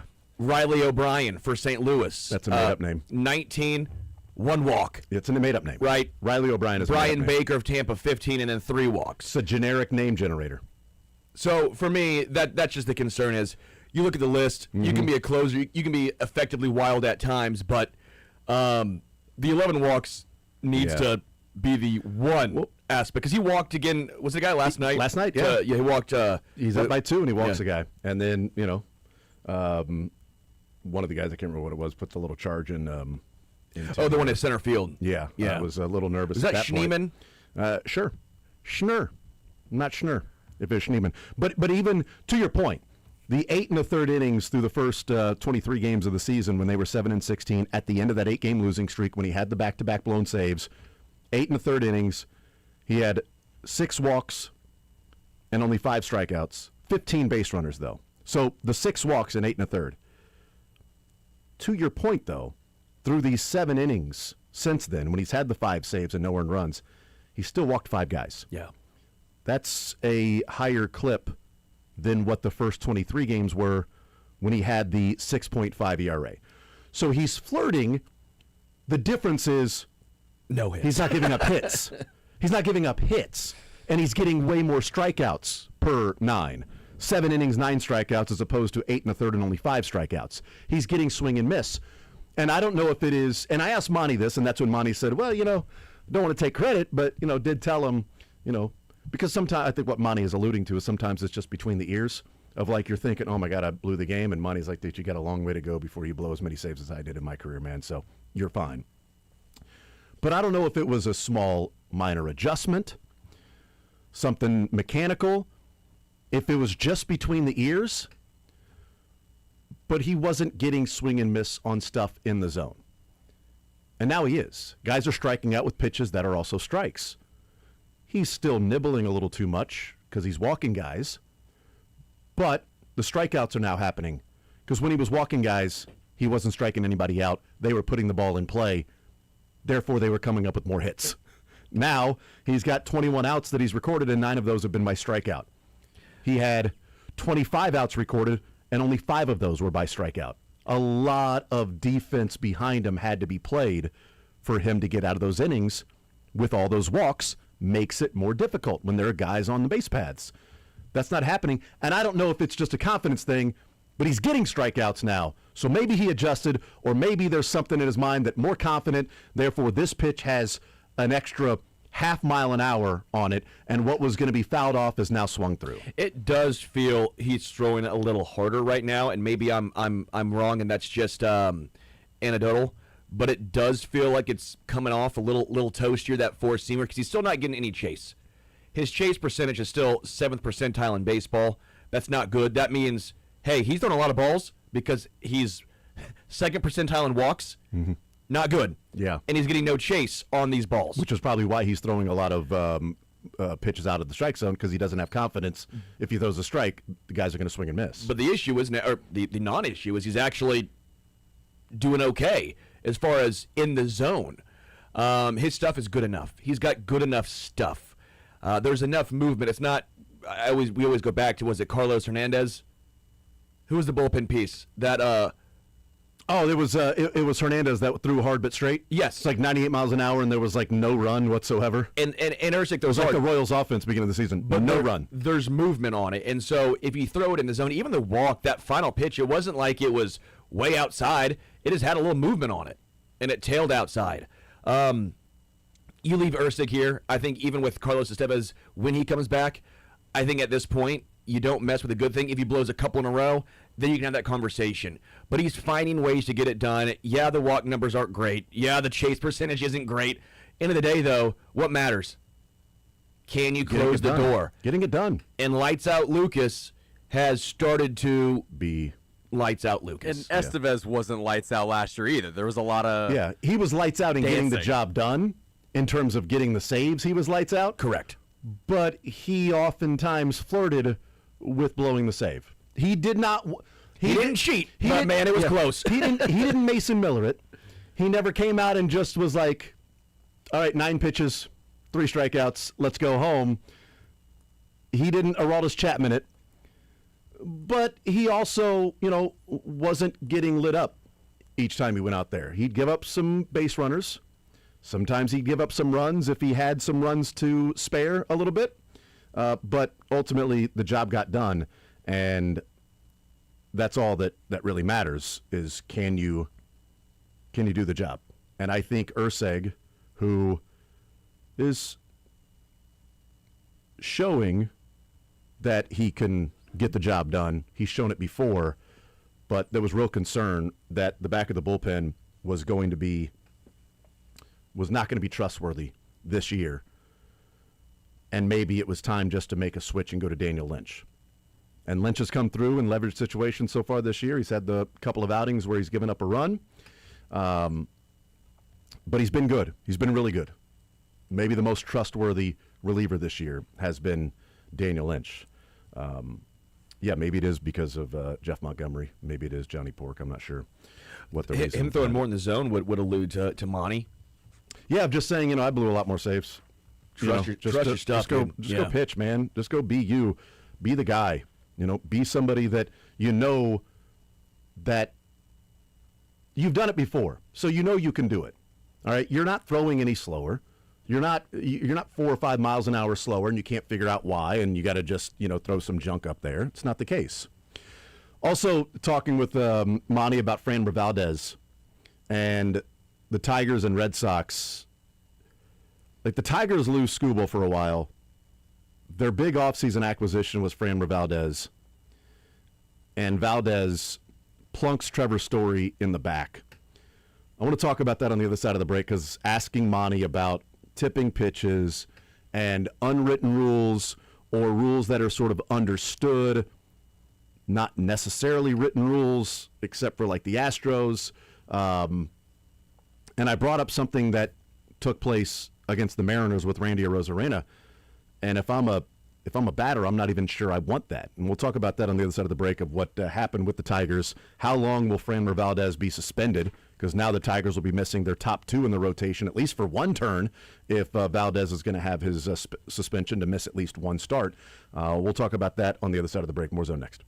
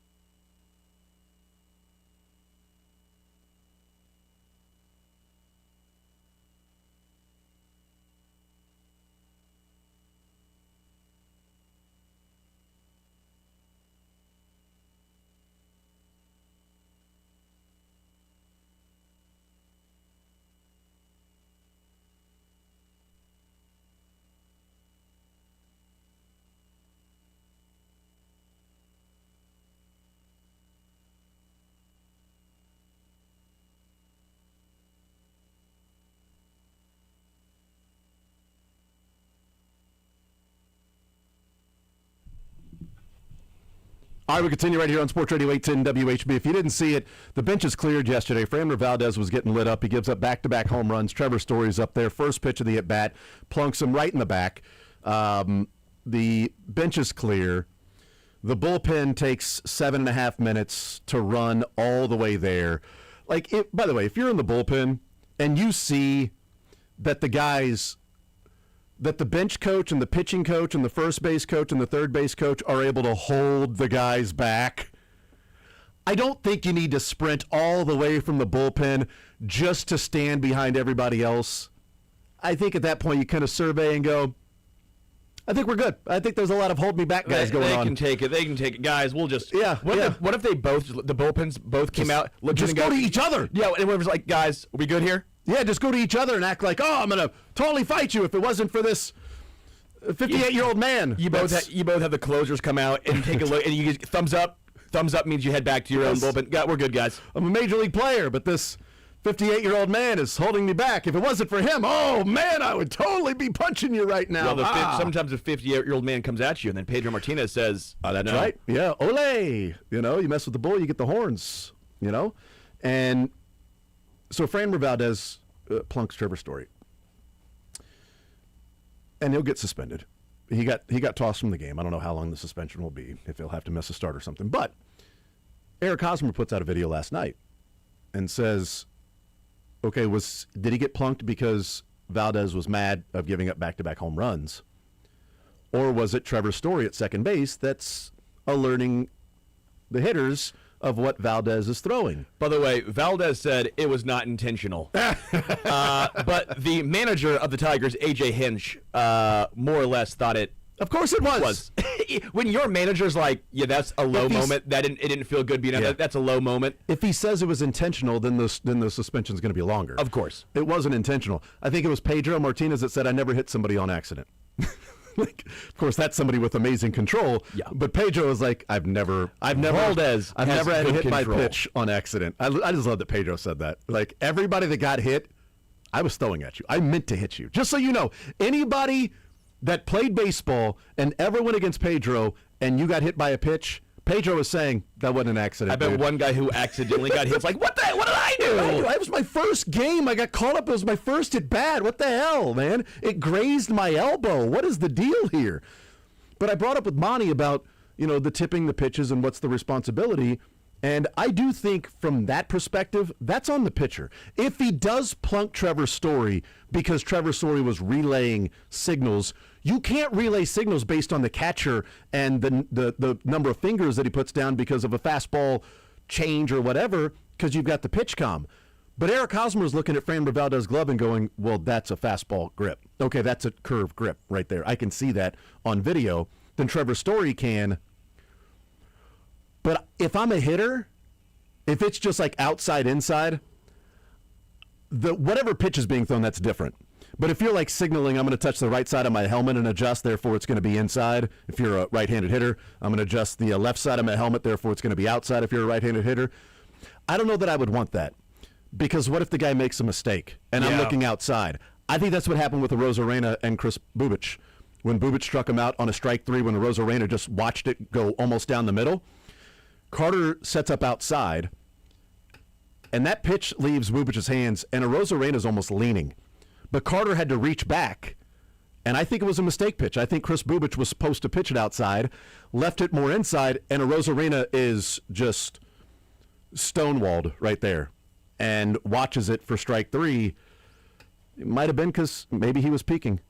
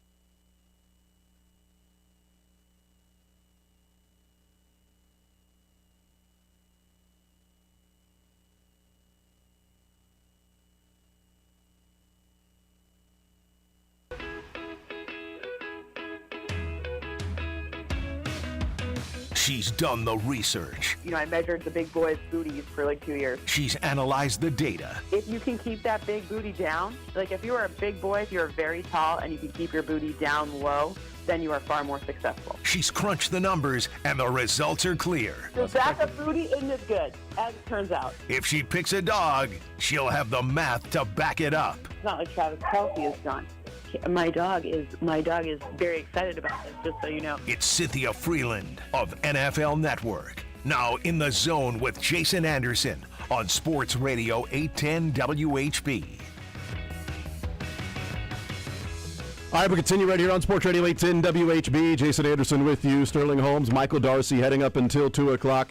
We'll talk with Nick Schaefer coming up at 1 o'clock, working on a little bit of a surprise for Sterling in the 1 o'clock hour. You have to listen in for that. He's going to love it. I don't know that I'm going to be, you know what? Credit to me for doing this for Sterling when this does not match sort of the theme of the show when we like to make fun of Sterling. We'll get into that in the 1 o'clock hour. Someone that we always love to have on the show, and we do it every week during the NFL season, and it's been a little bit since we've talked with her. That Wednesday after the Super Bowl, Cynthia Freeland joins us here in the Zone, NFL Network analytics expert. Cynthia, how are you today?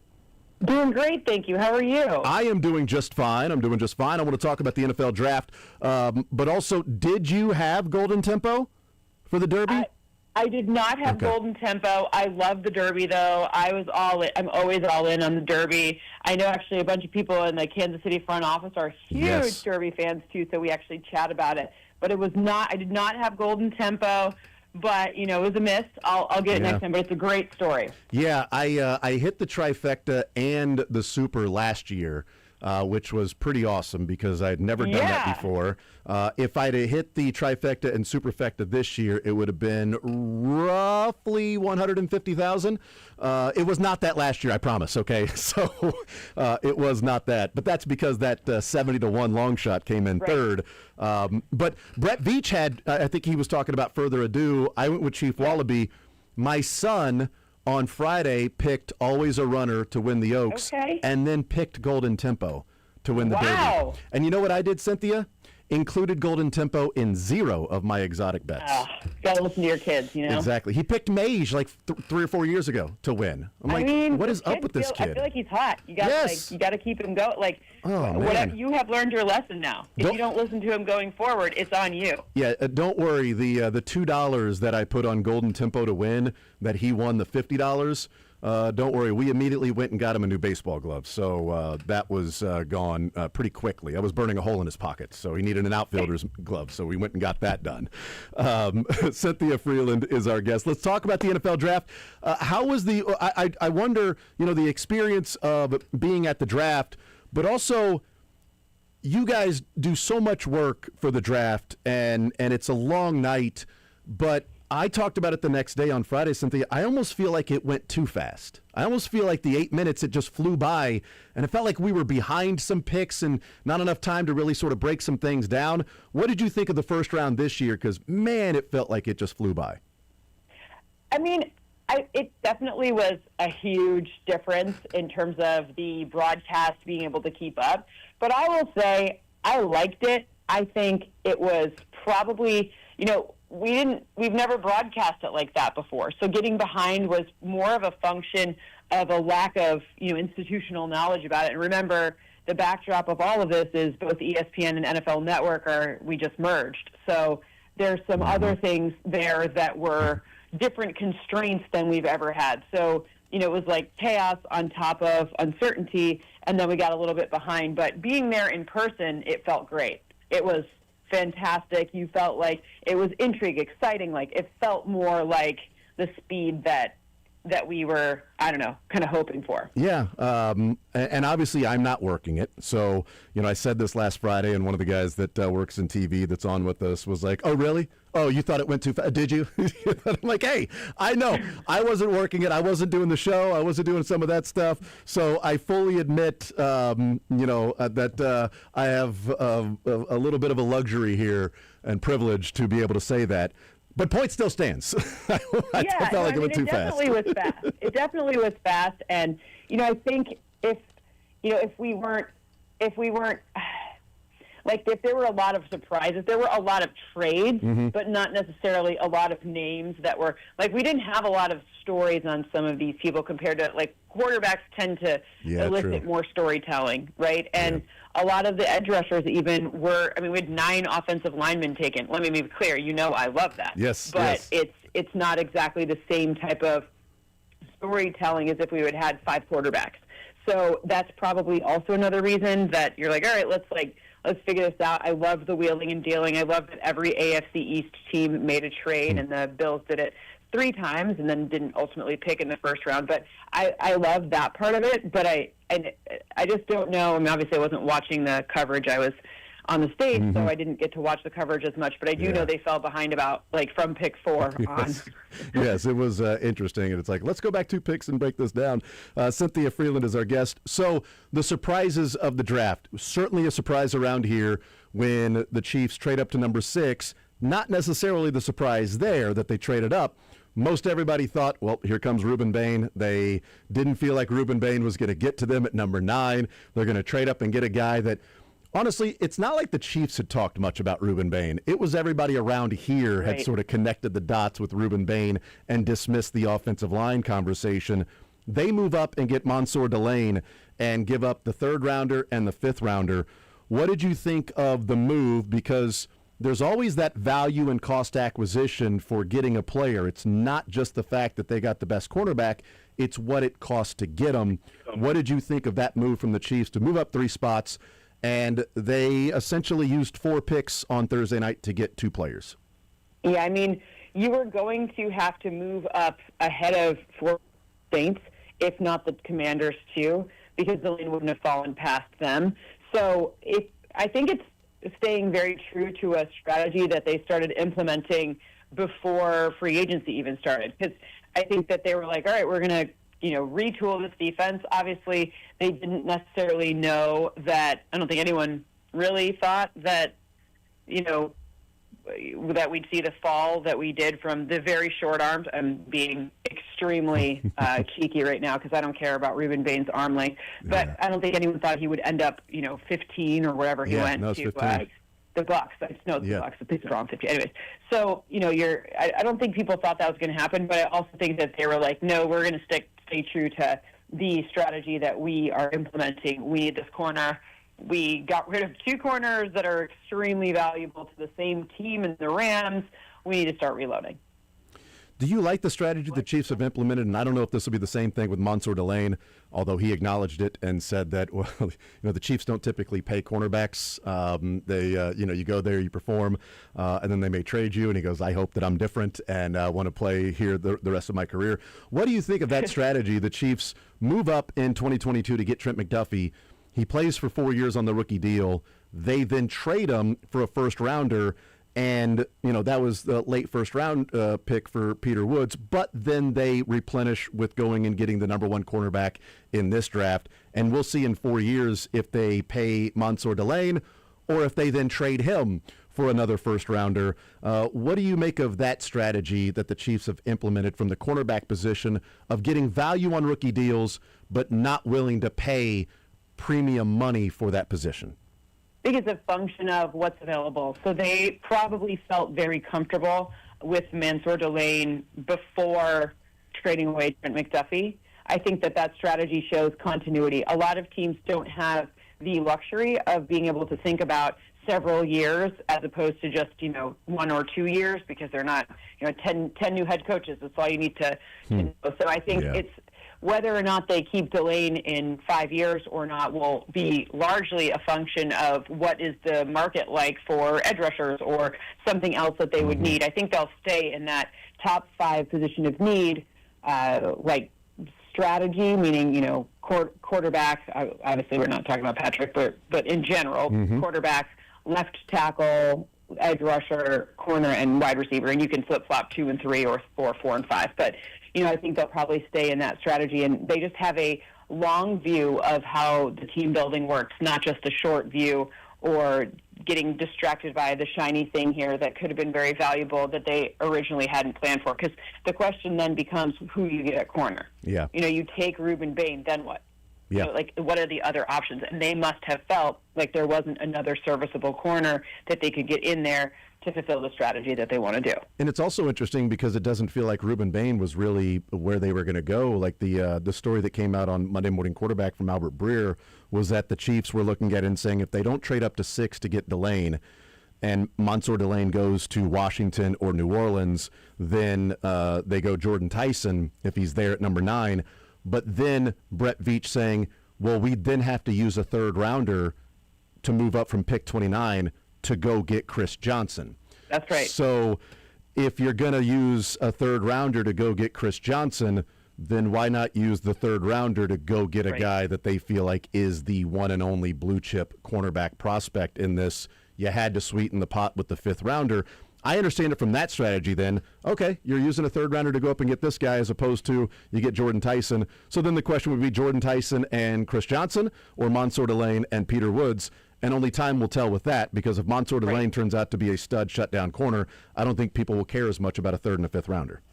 That's right. I mean, I also think that the way that, you know, free agency worked out for the Chiefs was very favorable, that they didn't need some of the things that other people had to reach for. It's a luxury to be able, like, this class was very, in my opinion, the defensive tackle position, when we're talking about Peter Woods, there were like 2 or maybe 3 that were really higher end and then a real drop off.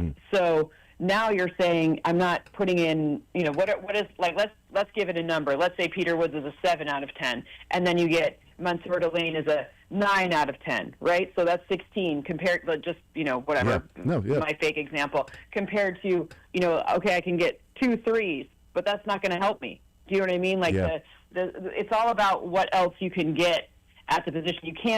You can't say, oh, this, like, perfect, like, Patrick Mahomes isn't walking through that door for other teams, right? That's why quarterback is so, there's not even 32 guys who can really play quarterback in our league. So ultimately, that's what you have to figure out. What are the acceptable substitutes? Because you go get Ruben Bain, and then you are, okay, Chris Johnson, but Chris Johnson, do they believe that is the sum of Chris Johnson plus Ruben Bain better than Peter Woods plus Mansour Delane? I don't know. For them, no, clearly. Yeah, and I would probably say no as well, even though I was a big fan of getting Ruben Bain. But I think that's where the draft comes in, and you know the guys on the afternoon show bring this up, and they brought it up a number of years, and I think it's a great point that if a player falls in the draft, that's more of an indication of what the league thinks of them as opposed to a player going higher than expected. Right. All we know is that's one team's view of him. That's right. We don't know what everybody else thinks. And the fact that Ruben Bain went 15, I think sort of tells us what the league was thinking of Ruben Bain, whether it was the arms or the car accident or anything else, that there's more than, I guess, one reason why the Chiefs may have been looking at Mansour Delane or Jordan Tyson as opposed to what I felt and a lot of people felt around here would be Ruben Bain, because it ain't like he went 10th or 11th or 12th. Right. He went 15th. Right. So more of an indication of what the league thought of Ruben Bain. Yeah, I mean, just look no further than the Cowboys, right? I mean, I know it's stupid to call Caleb Downs just a safety, because that's not, he's really more of a multi-purpose tool. But they're a team that really needed to retool their entire defense. Mm-hmm. So if they're taking a safety before taking Ruben Bain, that might tell you where some of the risk premium lies, because ultimately, no matter what, an edge, the market for edges is more expensive at the top end than it is for safeties. So you're looking at kind of positional value from that standpoint, and they went safety. They didn't go edge. What do you think of the player of Mansour Delane? Can he be close to a Trent McDuffie impact on this team, or as good or maybe better than Trent McDuffie? I don't want to saddle him with trying to be better than Trent McDuffie, because that's some big shoes to fill. Mm-hmm. But I think he has really nice feet. Like, his footwork is incredible, and a lot of the other guys that were in the same ilk as him have some you'll see some penalties or whatever. And a lot of times when you see a lot of DPIs in college, it means that their footwork isn't great, and footwork isn't really something that's easily taught. So I think he has a great opportunity to be both a high floor guy with a high ceiling. But I think the high floor is far more valuable right now than the potential high ceiling. The potential high ceiling can kick in 2-3 years. But let's talk about where his floor starts, and his floor starts in a very, very good spot. We've got a guy that played quarterback for Kansas State, and does now the color commentary for K-State football, and he's really brilliant when it comes to football. I love listening to him. He has said, and I'm wondering if you agree, disagree. He has said his feeling on transitioning from college to the NFL. He feels like there were two positions that are as easy as any other, or maybe the easiest to transition, and he said defensive tackle and cornerback. His reasoning was defensive tackle, typically it's like, here's your one assignment, go get the quarterback or cover this gap, or we're going to do a stunt here, but you don't have to worry about coverages and blitzes and things like that. And he said with cornerbacks, yeah, you got to worry about some coverages and where you're supposed to be, but oftentimes it may be in man-to-man, this is your guy. So go and cover that guy. If you can do it, you can do it. What do you make of that? Not necessarily that was the Chiefs' strategy of, hey, we want easily translatable to be impactful players right now, so that's what we're going to focus on. But is defensive tackle or maybe corner one of the easier to transition from college to the NFL at that position? I'll have to look at the data, because typically what happens is maybe defensive tackle I can get behind, but I would argue like a running back or an edge rusher, like a true 43 hand-in-the-mud edge rusher, probably a little easier because you're just like mission critical go, like one thing, right? I would say corner. I feel like corner is a hard position in general, and then you have to think about in college, if you're just like a guy who is great in college, maybe you're not facing a bunch of targets, because they're not going to throw the ball in your direction. And now you come into the league against the best wide receivers in the world, and you're going to get likely a lot of special treatment to begin with. Mm-hmm. So I would think, I don't know, I mean, I have to look at the data, but my logic would tell me that you want to make sure and get a smart corner, because perhaps that lessens the learning curve, and Mansour Dwayne is a smart corner, just so we're clear. But, it's going to be interesting to see how many targets. I'm curious. I don't know. I have to look at the data on that one, but I would think it's harder. Corner, I feel like it's hard, which is why you got to get the right one. Mm-hmm. Hence, it justifies them trading up and giving away a third and a fifth for the potential for the corner they believe can actually start day one at a level that they need. Yeah, I don't know what the numbers would say on this, but in my mind as you're talking about that, it just sort of popped in my head when I'm thinking like all-pro corners in the NFL. And maybe it's like quarterback too, like early on, like a quarterback has it or not. Like, oh, you played him too early. Well, how many guys that you played too early that, didn't work out because you played them too early, or they just weren't going to work out anyway? But cornerback, when I think of like the best cornerbacks in the NFL, I think of them even like first couple of games out on the field, you're like, oh yeah, this guy's really good.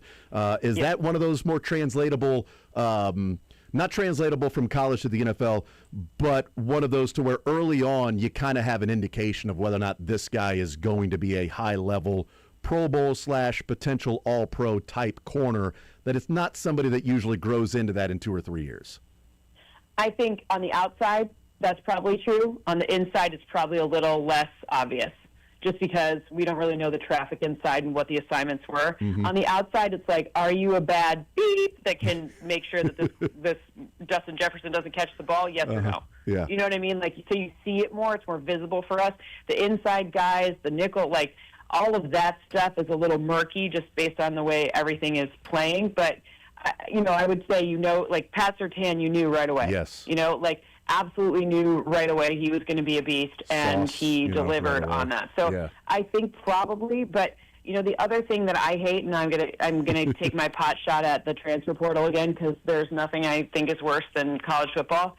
But I'm so curious to know now with this transfer portal nonsense, the amount of coverages that corners play, the different types of things that are going on. The playbook's like thin. Like everyone, we used to make a joke like Baylor had the thinnest playbook ever, and guys from Baylor it was kind of like a joke, right? But, I mean, it's true, their playbook was thin. But now all of these schools, even the really good schools, their playbooks are much thinner. So I do actually think that Mansour Dwayne being out of LSU, that's another leg up, because he's played in different coverages versus some of these guys, like, love Tennessee, but I don't know if I think the coverages were as dynamic and unique. And by the way, Colton Hood only had 1 year in that system. So what are we even looking at? But I hate the transfer portal. I think it's not allowing people to grow in any sort of system. And I think I get into fights on Twitter all the time about the value of the data of being on separate teams or whatever versus, I think it's completely BS because they're playing like high school football still.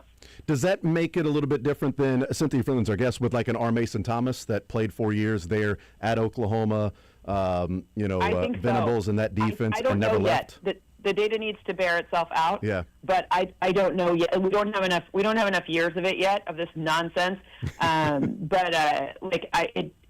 you're a stud in both places, Caleb Downs, right? Yeah. Stud everywhere he went, and 2 years in Ohio State, probably a little safer. But the guys who a cup of tea here, this here, the bag man at Texas A&M there, I don't know what I'm looking at. Find me a pulling guard. I'll wait.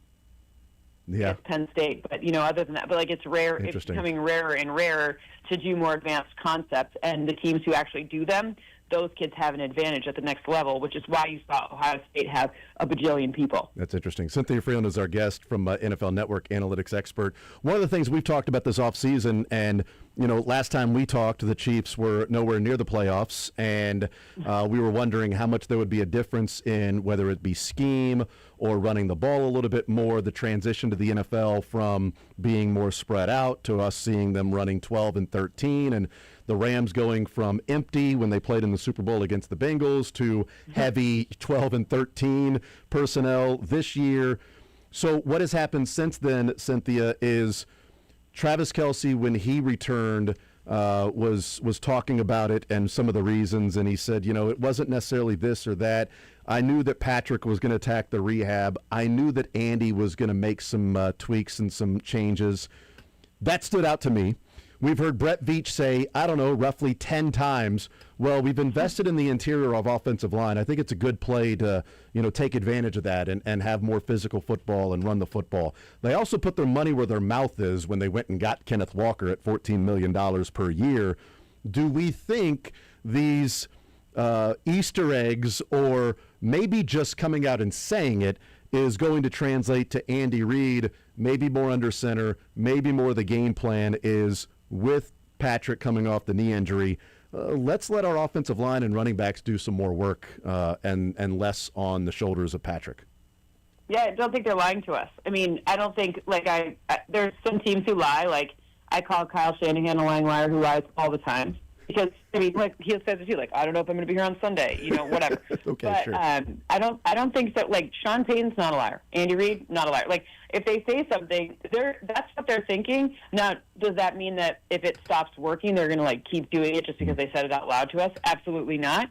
But I think they're trying to tell, I don't think they're, fleecing us, right? I don't think they're going to start doing something different because the personnel now dictates that that's a much better opportunity than it was 6 months ago.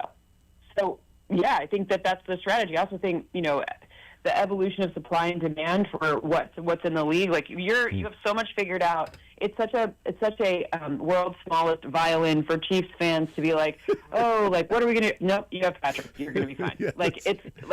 Nope, no. I'm a Lions fan. We know. It's things will be okay. Nope, absolutely not. We don't have Patrick. Not saying Jared Goff's not okay, but not the same as when you have the best quarterback in our lifetime on your team, you have to keep switching the other things around him to keep it fresh. But a lot of that's because now there's so many specific defensive game plans for Patrick Mahomes that if you don't switch it up, you're just putting him in a really bad situation. And even though he can usually Superman his way out of it, at some point you need to support him. Yeah, and we've been sort of talking about it here and asking for somewhat more of an effective run game, and not just, well, you're handing it off, so therefore you're running the football. They shouldn't see so many light boxes and have so little success against the light boxes. Make the defense pay. And Trey Smith said something at the Super Bowl to me, and I talked about, Eric Bieniemy's back, and, free agency, we'll see what happens, but maybe people talking about running the football a little bit more as a guard that's as physical as you. Do you like that? And he's like, well, we run whatever. It's our job to execute whatever is called. But he said it's always good to make the defense earn the right to rush the passer. Yeah. That's right. And I love that line. Right. And the Chiefs haven't really done that in the last couple of years. They haven't made the defense earn the right to get after Patrick Mahomes. because they haven't been good enough to run the football, that the defense had to really focus on it to put them in 3rd and long or 3rd and passing situations, because they just didn't do it maybe effectively scheme-wise, personnel-wise, didn't have the players to execute it.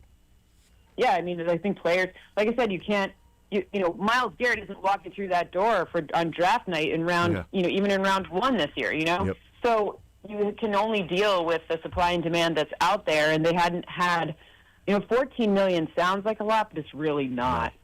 Nope, not for the Chiefs. That's what wide receivers get paid, right? So Kenneth Walker being able to be available to them really hasn't been the case that there's been a guy that fits what they want to do so well, even though it sounds like a lot of money for not a lot of money. Yeah, because it's not a lot of money for what the Chiefs need. They had to have somebody like that. Right. And I think there's, you know, what's the value to an individual player for a certain team might be more than the value of another team. Like $14 million for Kenneth Walker makes no sense for your Lions. That would be dumb. You don't want to spend that money. For the Chiefs, you know what? That's price doing business, and let's see what happens. Last one for you. Go ahead. Oh, yeah. No. I was just going to say, and the other problem out there is then, it's always trade-off. Then are you getting the O-line you want? Mm-hmm. Are you getting, $14 million is like a wide receiver 3? Yeah, right. It's not even like that's what I think people, whoa, it's so expensive. Like, not really. So, but the problem is they don't grow on trees. Yep.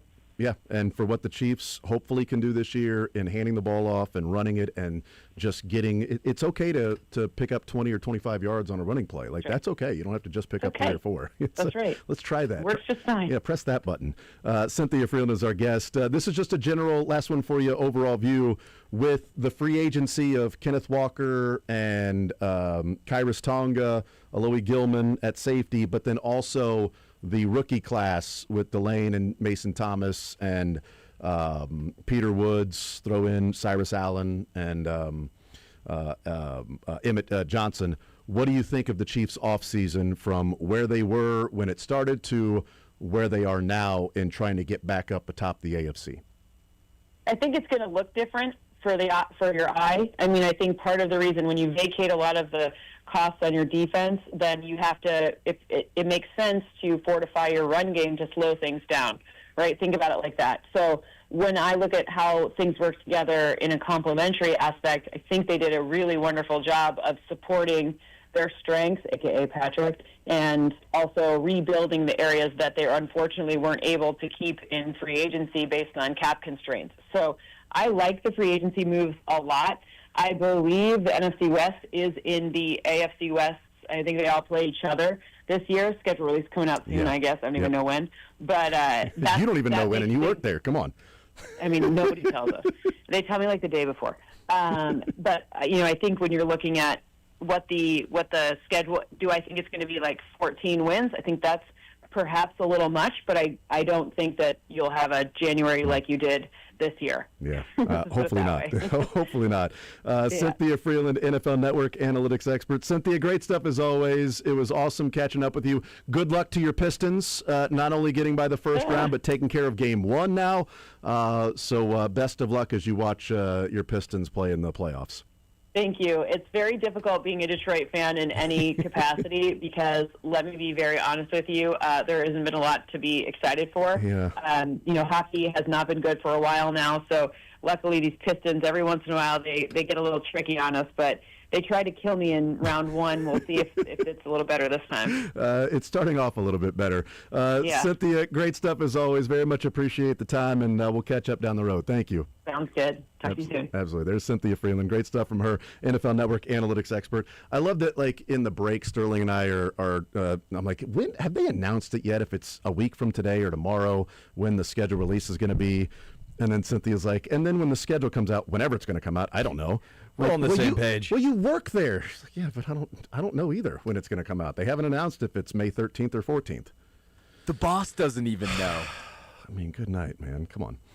Asinine. Or is it going to be May 20th? Or are they going to stretch it out for 2 more weeks? I heard when I walked out for a second there to start, you said that you didn't want to make fun of me while I'm off air. What was that about? No. I said I was previewing Mick, and I said I was working on a surprise for Sterling that's going to come up in the 1 o'clock hour with Mick Schaefer, and I said I don't know if I should do this because it does not align with what we like to do in the show, which is typically give you crap. Oh. And it's a little bit different this go around. So I did something right? Well, not necessarily, but we'll see. We'll talk about that with Mick Schaefer. I bleep and love this bleep. We'll take a time out. We'll come back. I want to get into a couple of things that she said about the Chiefs there.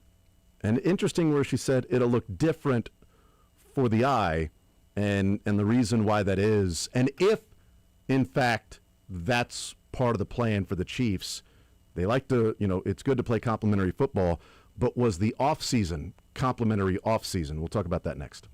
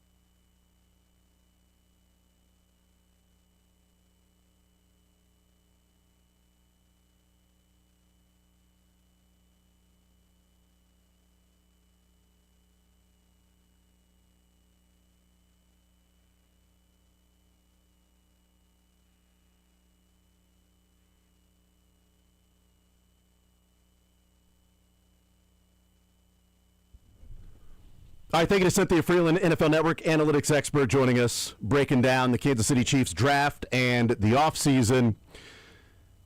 She said something there at the end that I thought was interesting. Well, one, she said early on, and this goes to the, well, why did you trade up? Because Delane would have been there at 9. Cynthia said that, and she said flat out, Delane wouldn't have fallen to number 9 after Washington and New Orleans. Yeah. So whether she was told that, maybe that's her opinion, or sort of maybe known that Mansour Delane was going 7 or 8. Yeah. But he, according to her, quote, Delane wouldn't have fallen to number 9 after Washington and New Orleans. So that's one thing to keep in mind. I think we should all agree with that one. I've said the same thing. I said even if it wasn't Kansas City, I think even Dallas at that point would have tried to get in there. So they traded up one spot and gave up 2 fifth-rounders to get Caleb Downs. Correct. And they traded up one spot to make sure nobody traded with Miami. Like, Miami wasn't taking Caleb Downs. If Miami was taking Caleb Downs, they wouldn't have taken the 2 fifth-rounders to slide back one spot. So Dallas was so worried about somebody trading with Miami that they trade with Miami one spot. And Jerry Jones also said there were only about 4 players that they were willing to trade up for. Okay, who were the 4 players? Yeah, I think we can use deductive reasoning to say I think Mansour Delane would be one of them. I think if you're going for Caleb Downs as a guy that's sort of a safety / slot, then I think you'd probably be willing to trade up and get Mansour Delane. But what was it going to cost? What's the cost acquisition? What's the value that you're giving up to acquire that guy? But asking, how did she view the overall offseason for the Kansas City Chiefs? Getting Kenneth Walker, Emery DeMercado, Alohi Gilman, Kairos Tonga, and then the draft picks. And the first 4 being on defense, and then Emmett Johnson and Cyrus Allen. And of course, the backup quarterback. And she said, it'll look different for the eye because when you lose so many players on defense the way that they did, it makes sense to fortify the run game to slow the game down. So I do wonder, like, did the Chiefs go into the offseason and say, we aren't going to be able to afford Trent McDuffie. We're probably not going to be able to afford Jalen Watson. We do have, unfortunately, you do have the value of the number 9 pick. So you could replenish either cornerback or maybe defensive end, depending on the draft cycle, what you may look at that spot. Or maybe it's wide receiver or something else along the way. But or maybe it's running back if Kenneth Walker is gone, another person is gone. But now you know that Jordan Love wasn't going to be close to getting there to number 9. So Jeremiah Love, too. Jordan Love was not going to go back in the draft. That would have been odd. I'm surprised by that one. It would be weird. And if they put him at running back, I think that would also be a mistake by the Chiefs. But Jeremiah Love, we know, was clearly not going to be there at number 9. Okay, so that pipe dream of, well, you don't sign a running back, just draft him at number 9. It wasn't going to happen. But did the Chiefs go into the offseason and say, the schematic tweaks of you don't have to change the playbook, but how you utilize the players you have, the personnel you have, as Brett Veach said, it would be a good and smart play to take advantage of the interior of our offensive line. So time and time again, is that also connected to we are going to have so much changeover on defense, we can't go in thinking our defense is just going to look like, you know, it has in years past and be shut down. We don't know what Mansour Delane or at that point, we don't know what our defense is going to look like without McDuffie and Jalen Watson, without Brian Cook, and, you know, trying to figure out who's going to play opposite on defensive end at George Karlaftis and who's going to fill out cornerback spots and what's the safety spot going to look like. One thing we know we can do right now is improve the offense, and if we're running the ball a little bit more and better, we then maybe have more plays. Maybe we possess the ball a little bit longer. Maybe we are the team that slows the game down and makes the game less possessions and puts less stress on our defense. Yeah, I agree. The only pushback I give is they didn't get a blocking tight end, which almost goes back against that. That's a good point. That argument of because I think that's been the biggest surprise. You almost wish there was a Blake Bell type of player on this roster. I say go get Blake Bell. Just do it. Did he even play the last year? No. He's been out of football for a couple of years. Just go get him though. He's fresh. Got to be like 40. No, but he's fresh though. He's 34. He's fresh. He hasn't had the grind of football season on his body for a couple of years now. His body's fully ready to go. Bring him back, baby. A player like that is what the Chiefs feels like they need at tight end. Yeah. I love Kelsey's a better blocker than I think the Gronkowski stands give credit for in the Kittle people. Mm-hmm. Noah Gray's a willing blocker, but doesn't necessarily have the size. Yeah. And then Jared Wiley, not his game, and Brennan Still, we just have no idea because of no idea. Right. They need, and even when they brought in Tunyon, that wasn't a block first tight end. They just, it feels like with the way the NFL has gone, especially with the emphasis on the Chiefs this offseason saying we need to get better running the football, I really thought that a late round tight end, and maybe it is John Michael Gillenberg. Maybe it's the. I mean, he seems more like a receiver, though. Seems like it, but again, we'll see. But that might be the biggest surprise of. I think we all agree the run game's going to be a lot better. They had an emphasis on it. They're focusing on it. But the lack of bringing in a block-first tight end may be the biggest surprise of for me. I'm with you, and maybe that was negated by having to trade up and get Mansour Delane. And also it could be negated by how much they're going for. Like we talked about, was it Charlie Kohler? And we saw the contract he received. Yeah, that's a good point. And we were like, we weren't even in the ballpark. We weren't even with. I mean, we were states over. Yep. So he got California money, and we're talking Kansas City money. Yeah.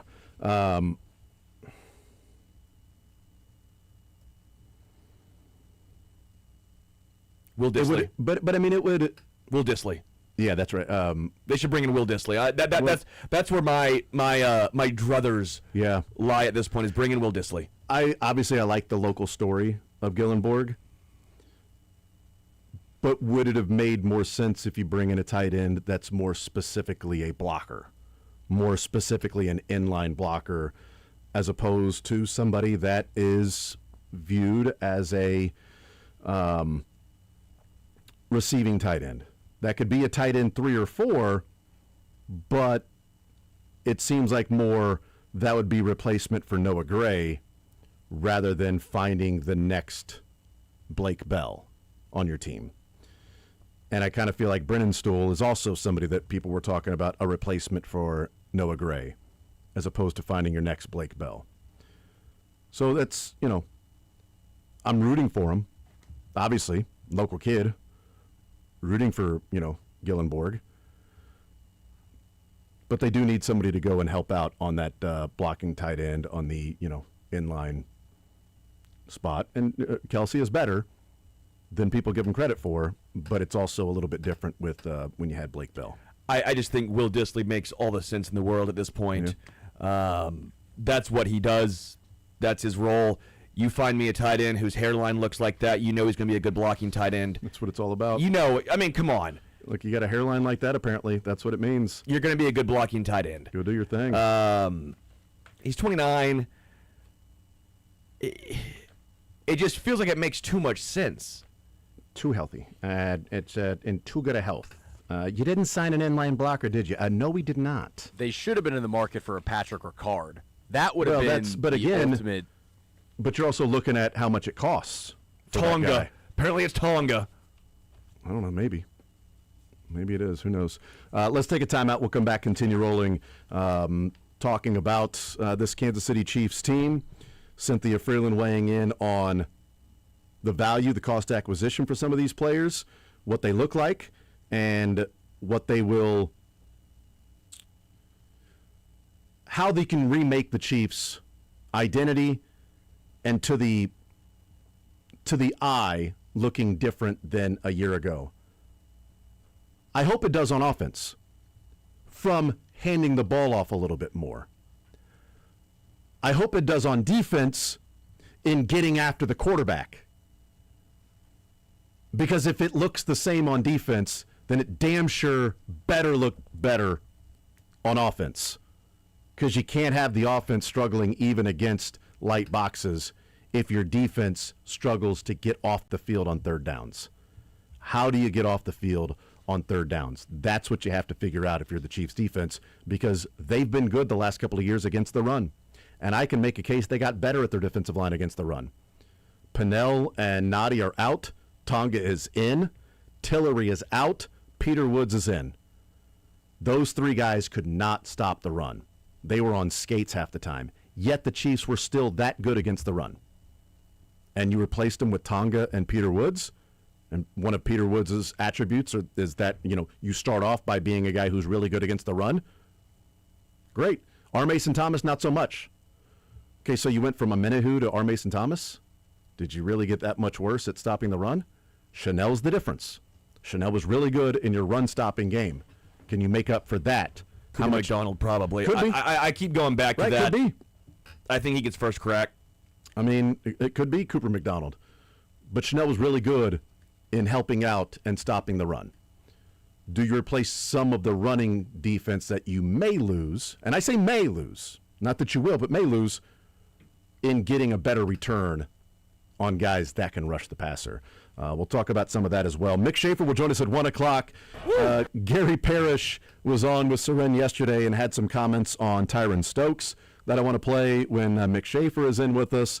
And we'll talk about that and some other things with Sterling and Michael and Mick at 1 o'clock that Sterling is going to feel, I don't know, maybe really good about, or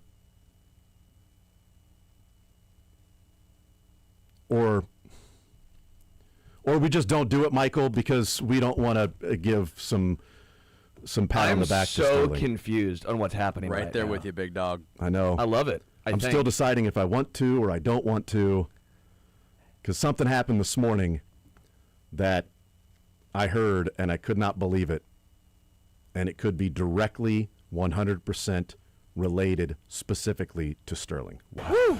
On a national conversation. Wow. That comes up at 1 o'clock. You'll have to listen for that.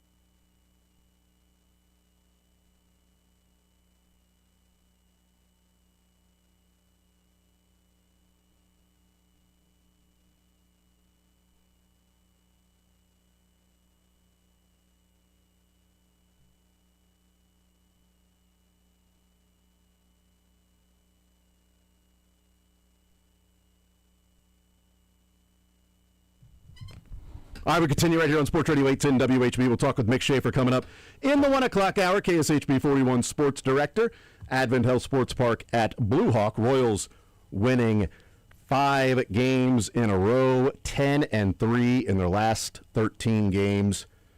Playoff percentages skyrocketing. Do you know something crazy? I like hearing crazy stuff. I think this is absolutely nuts. I can't believe it myself. The Royals need to trade for someone. Hold on. Cam Jordan. Yes. Okay. Did I get it right? The best defensive second baseman in baseball. Michael Massey. Shockingly, Ozzie Albies. Luis Ariz. You want to know a fun fact? I like fun facts. He's worked with Ron Washington this year to play second base. He hadn't learned how to play first base with Ron Washington? His range, his outs above average, 100th percentile, tied with Bobby Witt Jr.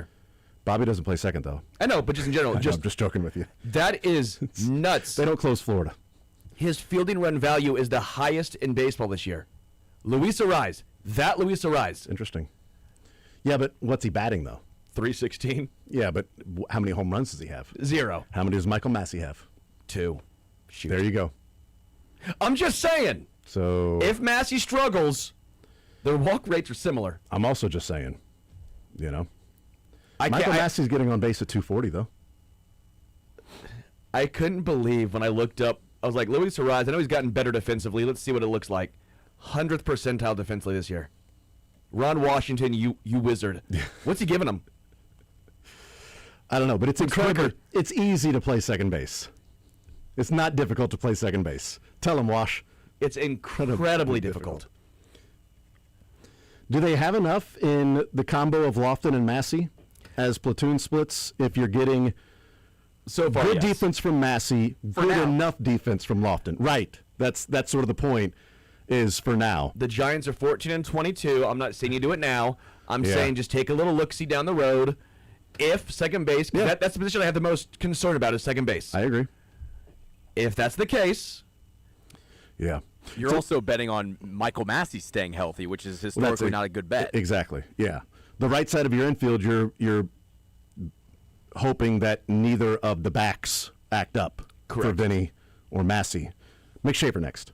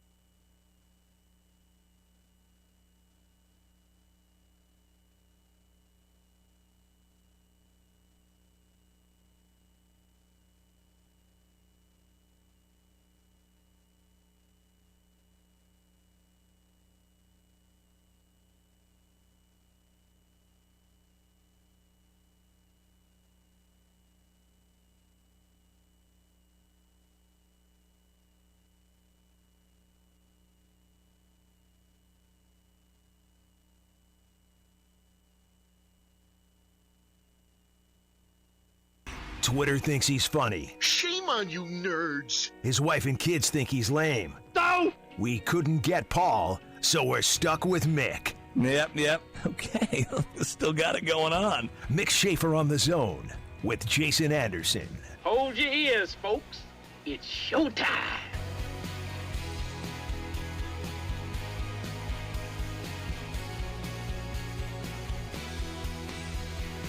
All right, we continue right here on Sports Radio 810 WHB. Jason Anderson with you, Sterling Holmes, Michael Darcy, Mick Schaefer hanging out with us. Boys. KSHB 41, a sports director. He is presented by Advent Health Sports Park at Blue Hawk. You know he is. Electric. That's exactly right. It is. When the lights are on and everything and the arcade's going, it is electric. Finally a sponsor that's kept me. Man. Everybody else is like 2 weeks, I'm out. It's a good point. Well, because Jason keeps having his kids' birthdays there every single week. Yes. That's where it was on Monday, I think. He's like his kid's like a fruit fly. He ages like a year every week. Yeah, it's awesome. So yeah, it's really cool. Mick Schaefer here with us. So I've been talking about this that I wanted to play. This is a 4-minute clip, so we'll have our mics open while they're playing it.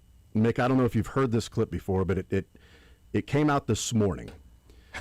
Probably not. And I could not believe my ears and eyes, because it's a podcast that's also on YouTube. A couple fellas named Kelsey, Jason, and Trav Killa. They're from Cleveland Heights, and they call this little show they do New Heights. It's been going on so long, I think they can drop the new. Yeah, that's a good point. Like young Jeezy's just Jeezy now. Jeezy that's now. right. Not young. Lil Wayne grew. He's just Wayne. No, he's still pretty small, though. That's a good point. Yeah, but he's not Lil anymore. Everybody knows him. He's pretty big time. So from the podcast Heights on YouTube or wherever, they had Rory McIlroy on the podcast today. So there was a tweet that went around from one Sterling Holmes on Did you go viral here? April 8th of 2026. Uh-oh. With Jason Kelsey and Kevin Hart and all of the issues there with the par 3. The Masters, yeah. And Sterling says, shrink the game. Not everything needs to be a celebrity showcase. Leave the majors alone. So with Rory this morning, I could not believe my ears or my eyes. Yeah. Let's take a listen to what came up in the podcast with the Kelseys and Rory McIlroy. We're going to talk a little shrink the game, if that's all right with you. Shrink? Yes, absolutely. Jason's been getting attacked. I'm very... Yes, you have, yeah. Did he ruin the par 3? No, I thought you were very additive to the par 3. Nice. You were very additive. Thank you. I do. I think so. I appreciate it. I mean, it's... Attacking a part of me Jason. gets it because I feel like golf is growing more than ever. In any sport. The sport is exploding right now, and with that growth... I think in any sport naturally comes it starts to change, and people that have been around it for a long time are like, hey, I don't know that I like where it's going. And in a sport like golf that's so based in history and tradition, I think that the shrink the game movement isn't that surprising that it is happening with golf. I think with golf at Augusta, too, in particular, it's like there's more tradition and history with that place than any other. So it's like the symbol of what golf has come from. Agreed. But at the same time, I think the sport growing is good for it at the end of the day. It's just there's going to be this natural tug and pull of how do we grow this thing, but also celebrate and keep these what has been awesome and made golf special still a part of this change and having it progress and move forward all at the same time. Absolutely. I agree. I think it is one of the silver linings, at least for golf, he just disagrees with you and has been this explosion in the game. And my thing is I think when people say grow the game, they mean different things. To me, what the real thing of growing the game is growing the participation in the sport. Yeah. Right? Getting more people That's what they're trying to do, Sterling. No. I feel like, especially in the professional world, or the PGA Tour world, when people talk about growing the game, they're talking about growing the fan base and growing the people that watch the sport, which is a part of it. But I think growing the game is actually getting more people to play. Yeah.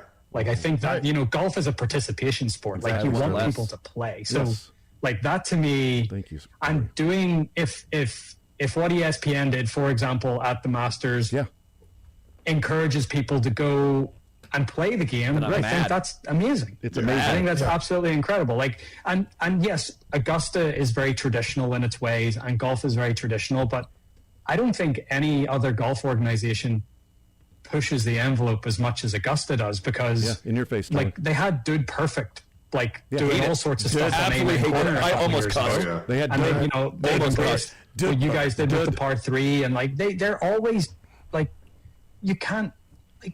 The golf's demographic is old. How do we get it younger? No, it's and then really if you young get right the young now. people in early, then they'll be in golf for the rest of their life. out of touch, Rory. That's a really good thing. because they're on the game. I'm not the people that are talking about shrink the game. Yeah, losers. It's like you look at what Augusta does and all the traditions and the values, and then some of the things that they've tried to do to modernize and basically just try to fit in with the 21st century. It's jarring. Yeah, because it's such a contrast. So I think there's some people that are just a little uneasy with that. But like, if we're really trying to grow the game, like, we're not trying to grow the game. This is a part of it. You need to try to lean into pop culture and what's relevant in this day and age, and I don't see anything wrong with that. Nope. Nice. I don't either. So you're more of a grow the game guy, you would say. Damn Yeah, right. I'm more of a grower. shower. The more Sterling's people a playing shrinker. golf, the better. I'm a shrinker. And however you do that, whether that's Has from to, or else. Top Golf, or obviously you guys were at TGL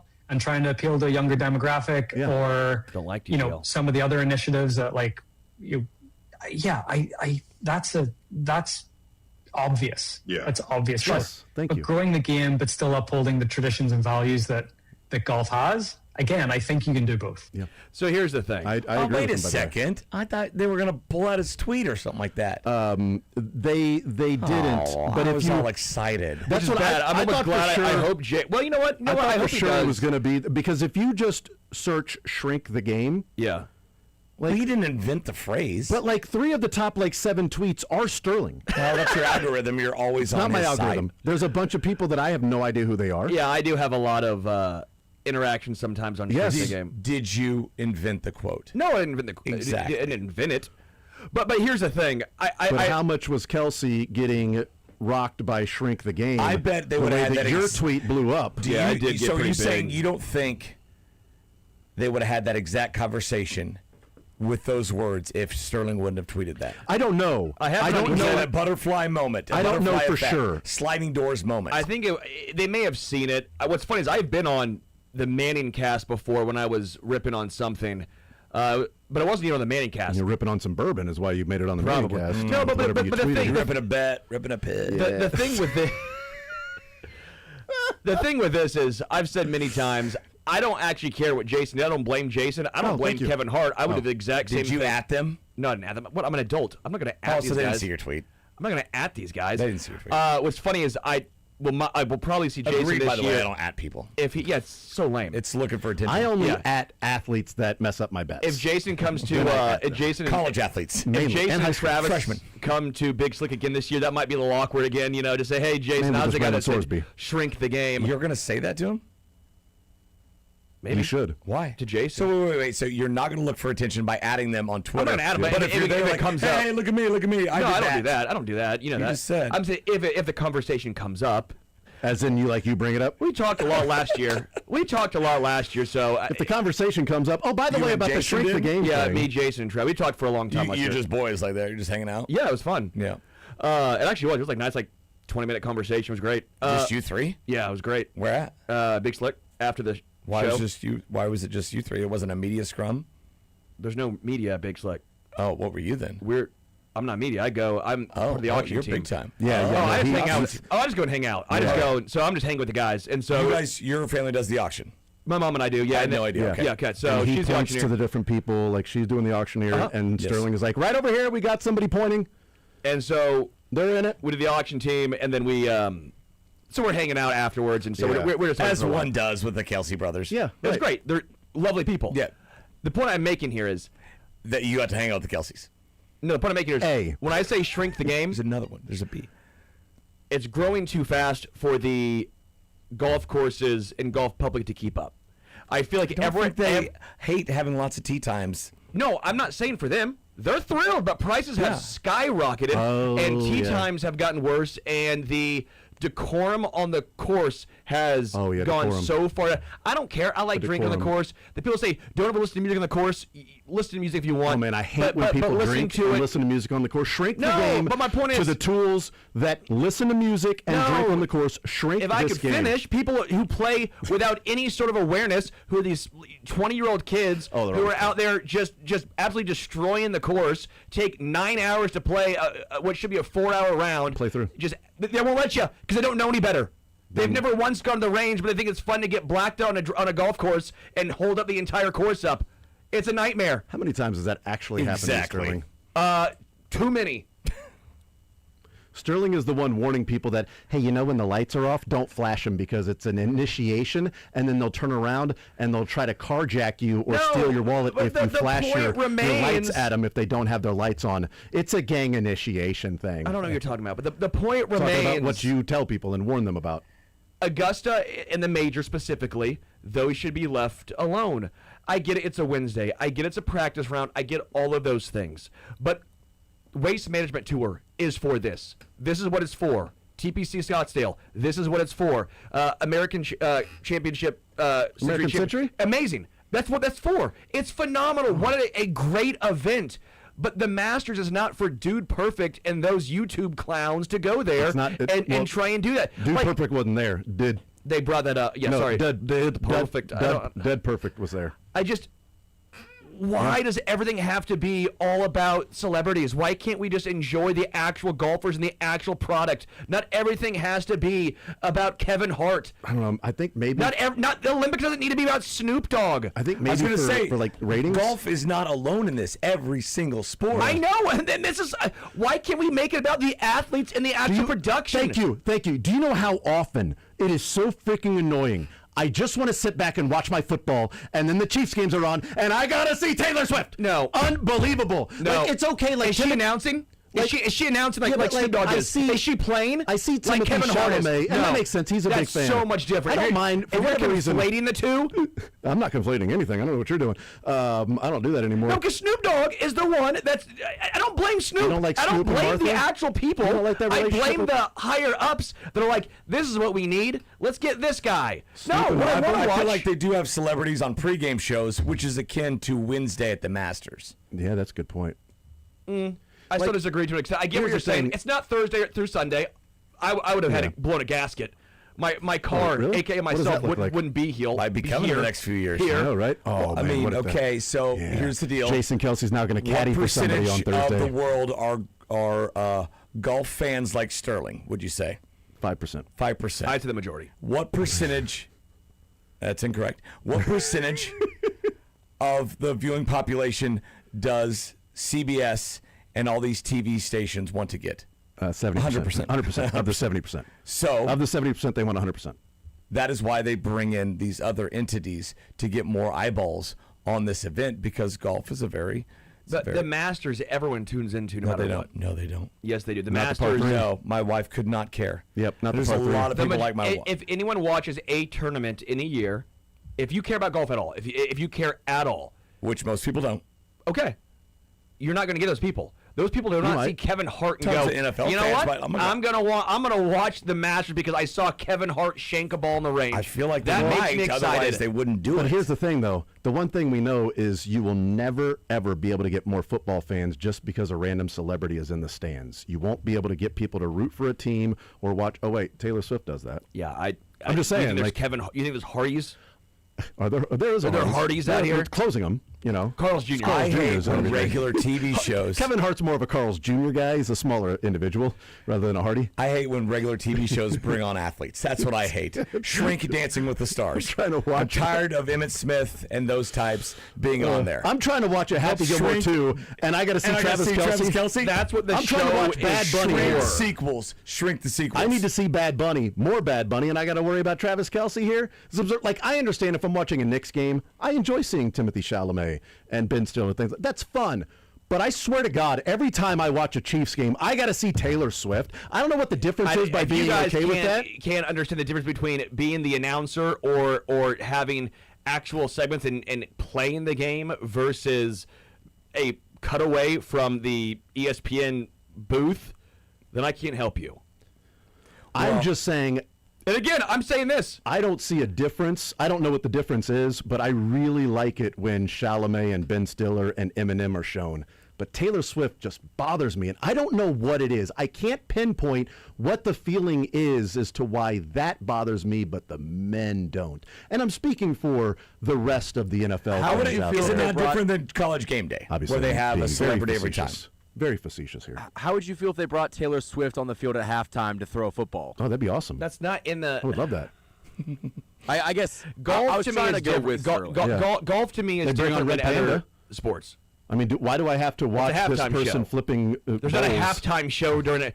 After you play 9 holes, it's a halftime show. What if there is a halftime show? Okay, if you can make a hard division there, draw a hard line there. Why can't you draw one between Wednesday and the par 3 where your kids are out there taking shots, everybody's dressed in painters outfits, right? Everybody's having a good time, and the real tournament that starts the next day. Why can't you do that online? And apparently that's what we're doing now. I think but so. again, Well, I've we gone are. to If they're drawing a Augusta. halftime. I've been there, and I've always pointed this out. I went when I was 14 years old. I was 14. Okay, in that case, Yeah, that makes sense. Well, no, and I went to the Wednesday par 3, and you know what I saw? What'd you see? It was so much fun seeing Phil Mickelson and Jim Furyk and all these guys play. You know what I didn't want to see? Jerry Seinfeld. I didn't care if I saw Kevin Hart. Well, Kevin Hart wouldn't have been there then. There's like 50,000 people there. No, but my point is, what got me into golf was watching the golfers, not watching celebrities play golf. Yeah, but it's I don't watching the actual golfers play. I don't think Kevin Hart would have been there in 2008, 2009. Probably was. I He was don't- still probably I don't doing think stuff. It was 09. It would have been, yeah, that would have been more, He was a little Kevin Hart back then. Will Ferrell. He was actually bigger than I don't Pierce. need to see Will Ferrell out there jumping through hula hoops. So had you seen them,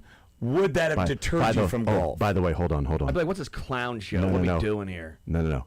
14-year-old Sterling at the par 3 goes around and sees the driving range, and Will Ferrell is there hanging out and doing some fun stuff and making people laugh. Does Sterling go up there and go, Dad, what the hell is this? This is stupid. I don't want to see Will Ferrell. Or would you been like, oh, this is kind of cool. Let's watch Will Ferrell a little I would bit. have walked the course and gone, because we did. It was so much fun talking with the guys, because the Wednesday and the practice rounds, you can walk with the players. I don't know if it's still the same anymore, because I feel like it's even gotten larger than it was 17 years ago. Well, the par 3 absolutely has. Because I never remember even hearing or caring about the par 3. It was amazing. And now it's on TV, and we watch it when it's on TV, mainly because of Kevin Hart and Jason Kelsey. But it is on TV now that they do that. Again, I just go back to this. My interaction, that's what really got me into golf, was going there and walking and seeing the players play and understanding, like, this is hollowed ground, this is beautiful, this is how you want to actually learn. You want to try and follow and be respectful and do all of those things. And it feels like now people just go, I want to swing a club and just black out with the boys. And, like, again, you know me? I feel like a lot of times you're describing yourself here. But see, not only black golf, out with like, the boys sounds like Sterling. Totally. But I'm not going to, slow the golf course up. That makes sense. I feel like so. This is more a speed thing on the course. It's for more you. of a speed thing, not fixing your divots, not I can raking get. the bunkers. That I can get. Yeah. Just the amount of. If Jason Kelsey promises to play fast and fix his divots, are you back? Are you in on this? And rake the bunkers. Yes, if he would have started on Wednesday, you know what, guys? I know you're watching me. I know we're having fun. If Kevin Hart took a chunk out of the beautiful Augusta grass, for you to go, you know what? Hand me the sand. Let me go ahead and replace this. We're going to be okay. I'd be like, you know what, Kevin? You did a good thing. He didn't do that. Mick, do you think 14-year-old Sterling going to Augusta is what got him into golf, or maybe belonging to a country club as a younger child? I think growing up with the silver spoons in all of his orifices. Which one got him more into golf? Going to the country club as a child? It was bone. You don't use silver because it messes with the caviar. I see. I don't even know. I don't even know those Blue Valley North secrets. I've never had caviar. I couldn't do it. Going to Augusta as a 14-year-old really got me into golf. Now, the 10 years of playing at the country club with my dad before that also got me into golf, but it was mainly the 14-year-old that I went also to the trust fund. Hey, I pay. Also the new clubs I got every year. I've had the same. I know you have had. Come on, you've had the same clothes for a while. I'm just joking with you. Why do you have the same gloves for a while? Because I like the irons forever. Irons. I finally bought new ones for the first time since 2012. Okay, so now you got yours. Ever about 12. I'm still using my starter set Ram that I got back in 2001. Those are really good. I mean, Tom Watson, rocked some Ram clubs from time to time. Like, if it's good enough for him, why should I? Did he turn my nose up at that? Persimmon boy. Why would I get rid of my persimmons? I don't know. I wouldn't. No idea. So there you go. I saw that this morning, and that's a segment. Yeah, I know, right? I thought it was going to be like 6 or 7 minutes. I was really excited that they were going to bring up your tweet. I was too. I was waiting, and because I was like, waiting. are they going to bring up his name? Because it sounds and looks a lot like Sterling Mahomes. Sterling Mahomes, yeah. And should have. Yeah. Should add him next time. Really. Yeah. I think adding athletes is one of the more lame things. But what if it would have got you on? You can do. But what if it would have got you on the podcast Heights? I don't care. Old Heights. Yeah, give it 5 years. Present Heights. Middle-aged Heights. Present Heights. 2 to 3 story heights. Not afraid of heights. That's pretty good. No longer new construction heights. So there you go. We'll take a timeout on the other side of the break. We'll get into some more productive talk. We'll get into more serious talk. That was serious. You think I'm kidding? I don't joke. I don't think you're kidding, actually. I think you do joke from time to time, but I don't think you were joking there. Yeah, unfortunately, you don't joke enough. Yeah. I'm like, he's got to be. Oh, no, he's not joking. No, he's really serious. He's really serious. He's going to go get blackout drunk with the boys on hole number 9. And then get really upset that other guys get blackout drunk with the boys. Woo! But rake your bunkers. Just rake them. Rake them. Yeah, well, you can fix your divots. If you pass out in the bunker, and stop leaving zins. That's my pet peeve. Stop leaving zins on the course. Where do you play? Where guys take 9-hour rounds. Okay, that's and being hyperbolic. The course and leave zins on the 5 course. hours is way too long. Have you paid? Oh my gosh! Then Shawnee Country Club apparently is the fanciest place in the world now. What? Shawnee. Why? Apparently because if you've not played a course where they have zins on the course at some point, it drives me insane. Yeah, I don't remember seeing zins. The zinification of golf course has been bad. Smoke a cigar like an adult. Cigar the game. Cigar the game. That's the new movement. Cigar the game. Shove it in your mouth. Smoke it. The game.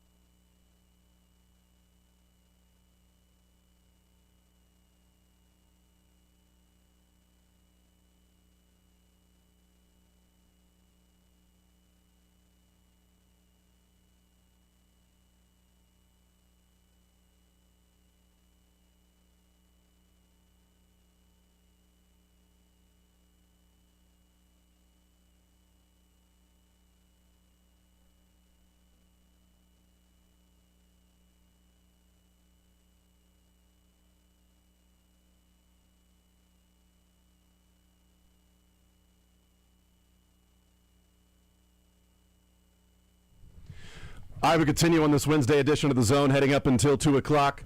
Crossroads show with Matt Beasler and Nate Bucati coming up tonight at 6 o'clock, followed by, a little night shift with Michael Darcy. You ever heard of that one, Stan? He's going to be Ask Fran Fischel about he's got it. a full stomach, too. I was going to say, I'm going to be stuffed. You might be. Oh. What food? Sterling, what? You could put a hat on and change shirts and maybe go for lunch and dinner. That's right. Grow the game. That's right. Firehouse Subs today is Mike Day. Anybody in the Michael family. Yeah. And it could be your middle name, like my middle name, and I'm going. Whoa. Your middle name is... That's Mickey Michael. So your name is Mick Michael Schaefer? I've had that asked to me a lot. No, it's Joseph Michael Schaefer. What? Yeah. Since when?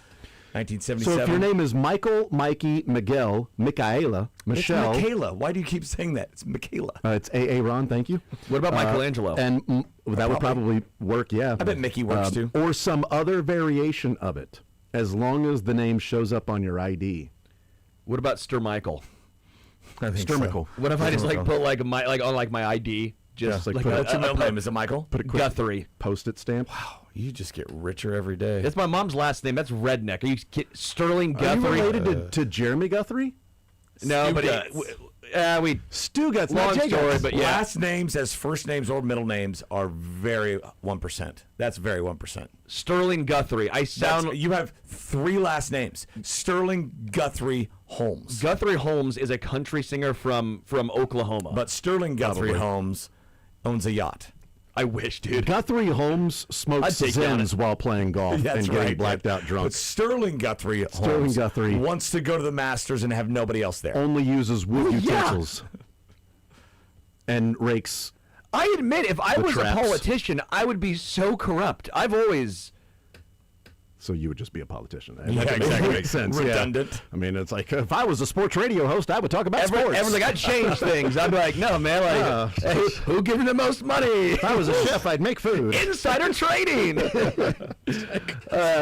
I was a mechanic, this I'd is work the on time I want to cars. announce I'm running for public office. I've always said that if I was a surprise mechanic, me. I would totally work on cars. I've always said that. And nobody wants to believe me, but I would absolutely do this. Gary Parrish was on with Soren yesterday, and when the recruitment was happening, so this is not like revisionist or anything like that, and I know that when he signed with KU, and I talked about, my concerns about Tyron Stokes. I know what it sounds like coming from somebody that didn't grow up rooting for KU. But I said going into that, while it was still Kentucky and KU, and sprinkle a little Oregon in there, right? And I said there's always the element of beware what you wish for. You don't know what a freshman is going to be like, someone that is the number one player in the country. You didn't know the things that would happen with Darren Peterson. We have more information now. This feels different. And the things that I had been hearing at the Final Four about the recruitment of Tyron Stokes was an element of, it may not be a number one recruit you would want to go down the road and overpay for and pay a lot of money to land the number one recruit. Now, I also said when the news came out, Kansas needed an injection of talent. So what can Bill Self do with Tyron Stokes? But I did say beware what you wish for with that. He may be amazing.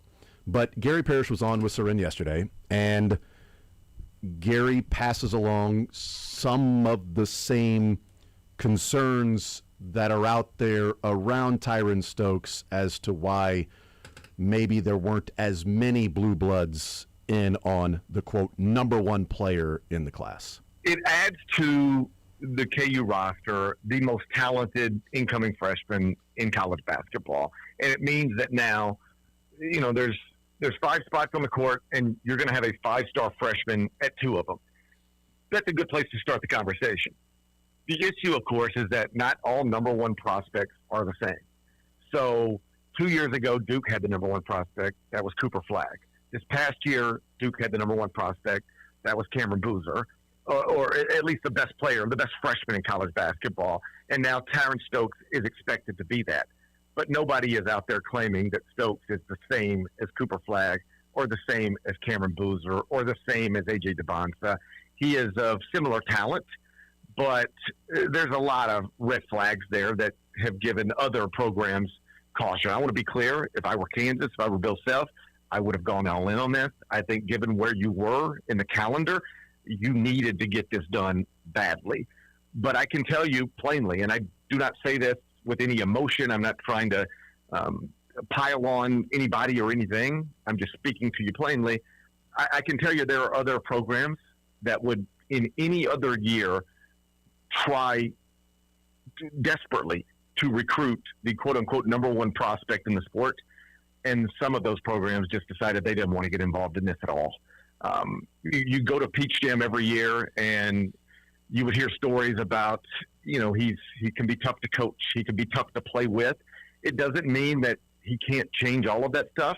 It just means that he does need to change all of that stuff, or at least a lot of that stuff. To be fair, when I was his age, there was a lot of stuff I probably needed to change as well, and there were no eyeballs on me, nobody talking about me on a radio.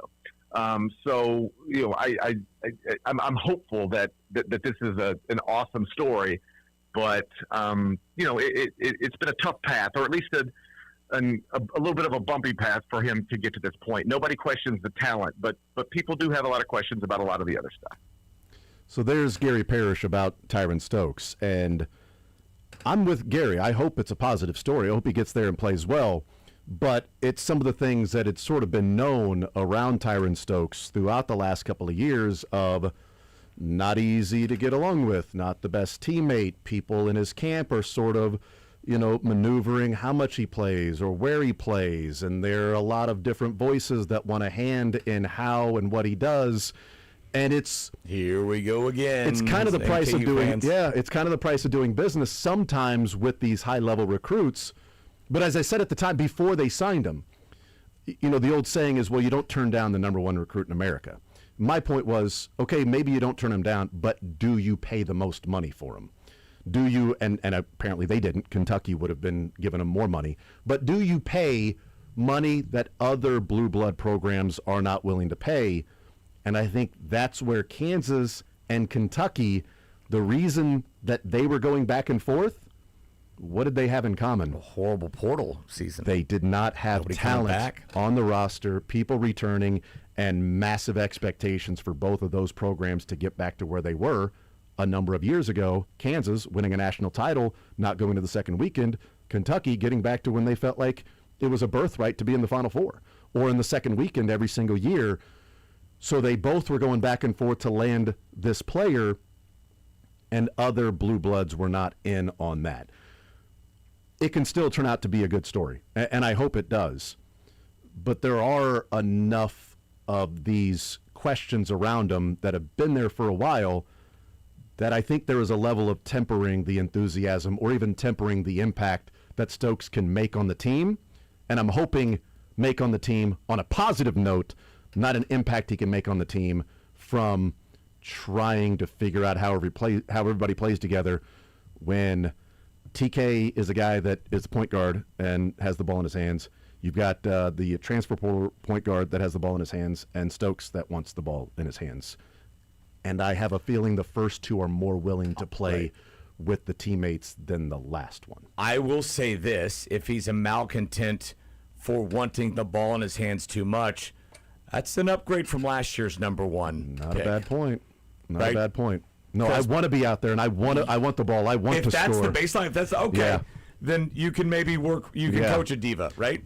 I mean, and actually, there's a lot of coaches that like that. Like, I can coach the attitude or whatever, as long as this guy loves the game. I'd rather have to dial him back than try to get him motivated. Yeah. Well, it's like A.J. Brown for the Eagles, where it's just like, he's a great player, but he always wants the ball. Even when he gets 11 targets, he wants 14. Even winning the Super Bowl, he said it wasn't really exciting for him because, the personal numbers weren't exactly there. Yes. But like a lot of, I think, high-level athletes feel that way of, I want to win, but I also want to be the guy.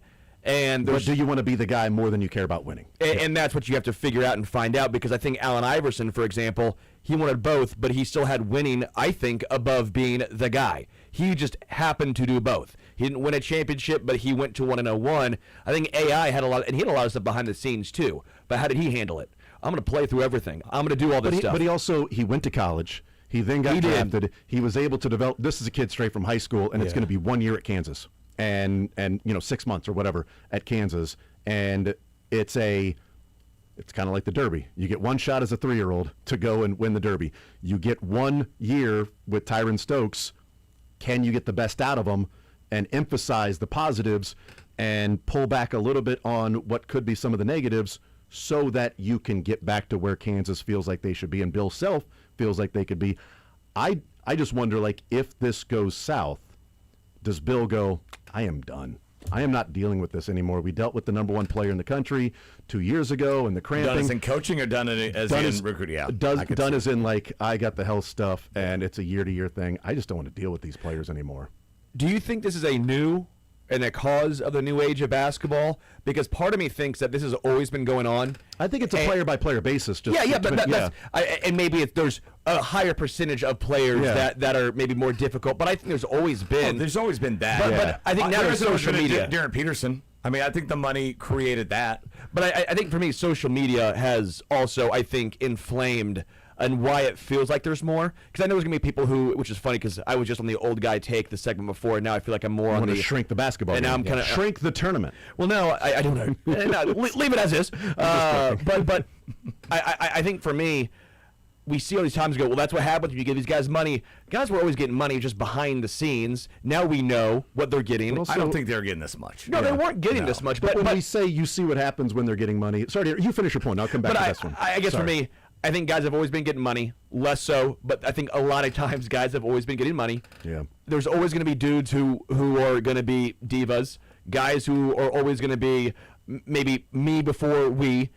I just think, again, with social media now and the fact that we also know what these guys are getting paid and know they are getting paid, I think it makes this entire dynamic of fan or even alumni versus player, it just feels more of a malcontent. It creates a bigger social media storm around them, too. Correct. When you know how much they're getting paid and all that. And you're going to have fans, and probably rightly so, treat them as professionals. It's like before, it's like, okay, it's an 18-year-old kid, right? He's, at college, stay away from him, which I still recommend doing. Yeah, right. But now there's a really big excuse, like, now he's a grown adult. But it is different now. My school is paying gobs of money to him.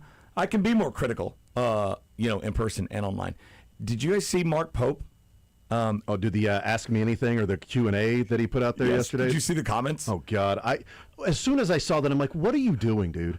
What could you possibly gain from that? You are not going to, hey, ask me a question, therefore I've now endeared myself to the fan base. What'd they ask him? Oh, my God. Well, I didn't even look at it. No, I'm ready. BB, I want to talk. Drop your questions in the comments, and I'll spend the next couple of days answering them. Oh, God. First one.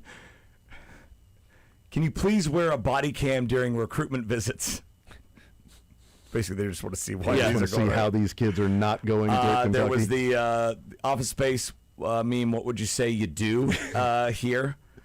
I don't know what's funnier, doing this or actually having someone advise you to do this. I mean, right?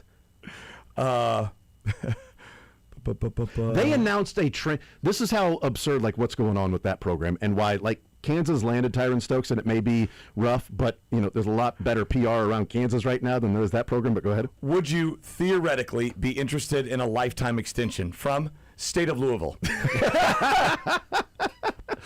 That's good. That's pretty good. But 10 minutes before Tyron Stokes is getting ready to announce where he's going, Kentucky puts out on their website, on their Twitter account. Did you know the offseason started a month ago? No, that's a good one, though. That's a good one. They put out on their own Twitter account a signing in a transfer portal of like a mid-major player 10 minutes before Tyron Stokes is getting ready to announce. The kid didn't announce it. Kentucky's official Twitter account put it out and said, welcome to whatever. And then Tyron Stokes goes and chooses Kansas. That'll make him. Do you understand how much crap this kid caught? Like, who cares about? I mean, it's just like, bleep that, dude. Yeah. Who cares? You guys suck. This is the guy you really think is going to help this program? Like, who thought it would be a good idea to put that out right before Tyron? Did you think you were getting Tyron Stokes? And even if you did, now this kid committing is completely in the shadows. If you didn't, now he's sort of like read the room. The person you can project your anger at. Who was the Chiefs player that got signed on the day Tyreek Hill got traded?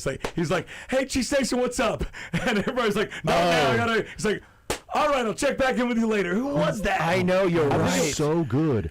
It was so such funny. Good. Because it was off-season signing. It wasn't Drew Tranquil, was it? No. It must have been the year before, I think. Did Blake Bell resign for one more year? It wasn't him. It was a D-back, I want to say, or something like that. I mean, it's a good play. Like, it had to be a D-back? Jeez Louise. Mike Hughes or something like that.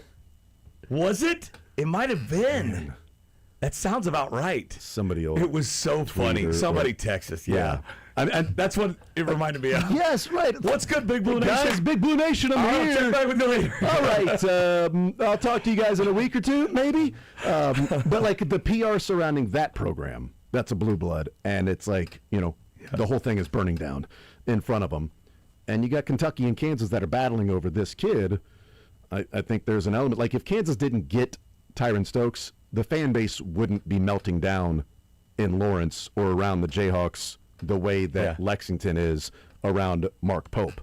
But also there's a reason why he took less money to go to Kansas than he was going to get at Kentucky. Kentucky was going to pay him more than whatever Kansas was going to pay him because Mark Pope needed him. Lot more. Needed him more than I think Kansas and Bill Self needed him.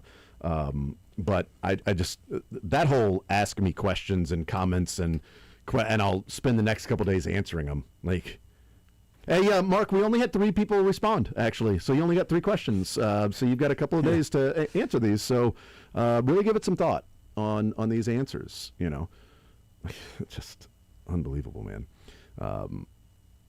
But I think I'm not shocked by anything. That who did Seren have on? Gary Parrish. Gary Parrish. I was with CJ Copeland. Gary Parrish.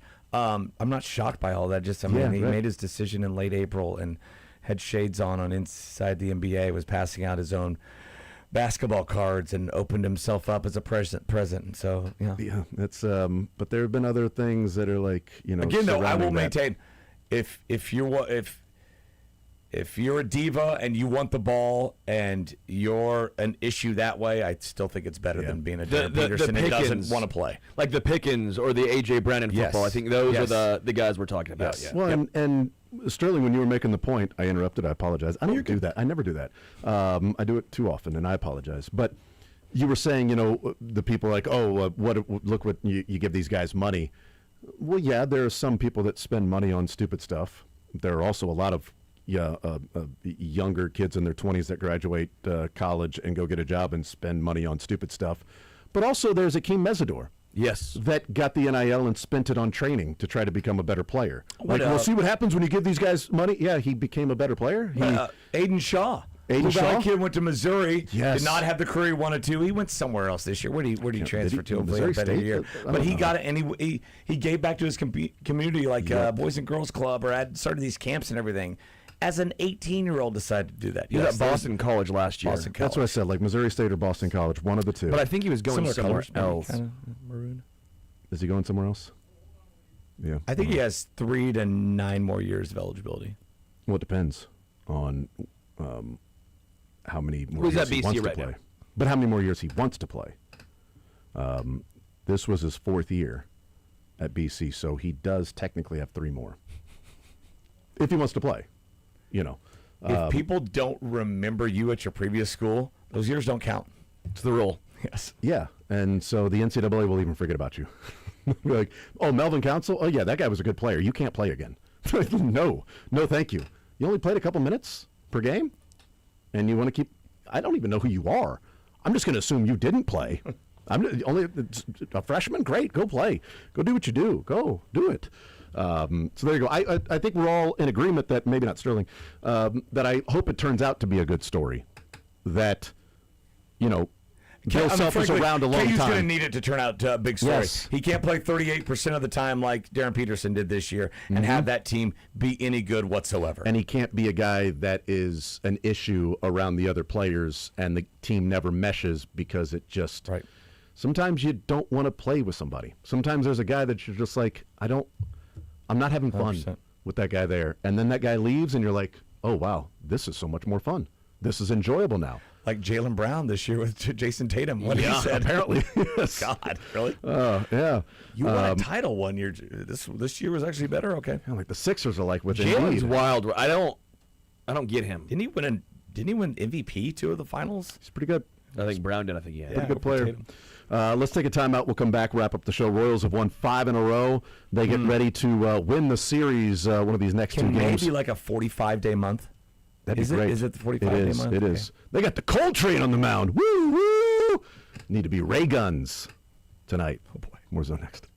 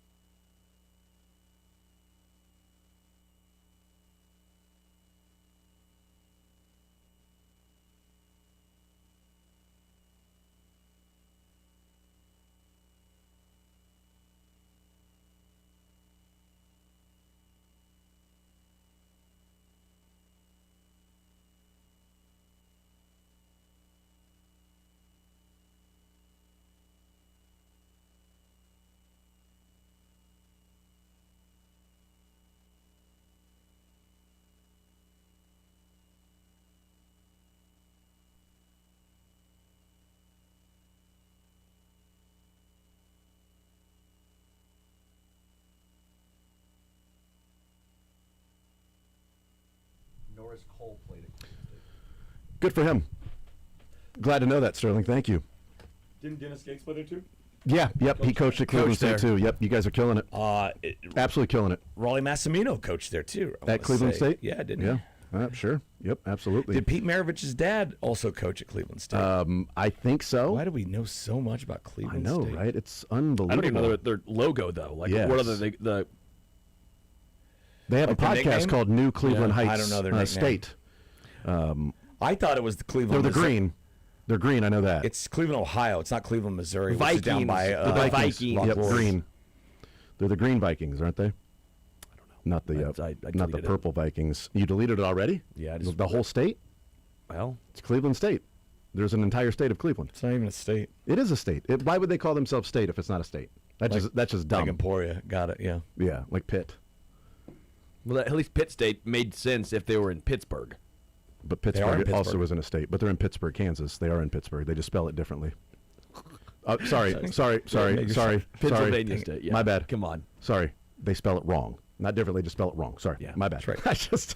I always get confused It needs the with that. silent H on the end. Yeah, just spell it correctly. Why do you got to be different? You know what I mean? Northwest in the house. Am I right, Bearcat over there, huh? Do the Royals keep the good times going? Do they keep? Yes, it's May. Does Ray Gunn show up tonight and break dance all over the Guardians' hearts? Do we get the Cold Train going? Woo, woo! We need Hudler for every single Cole Reagan start.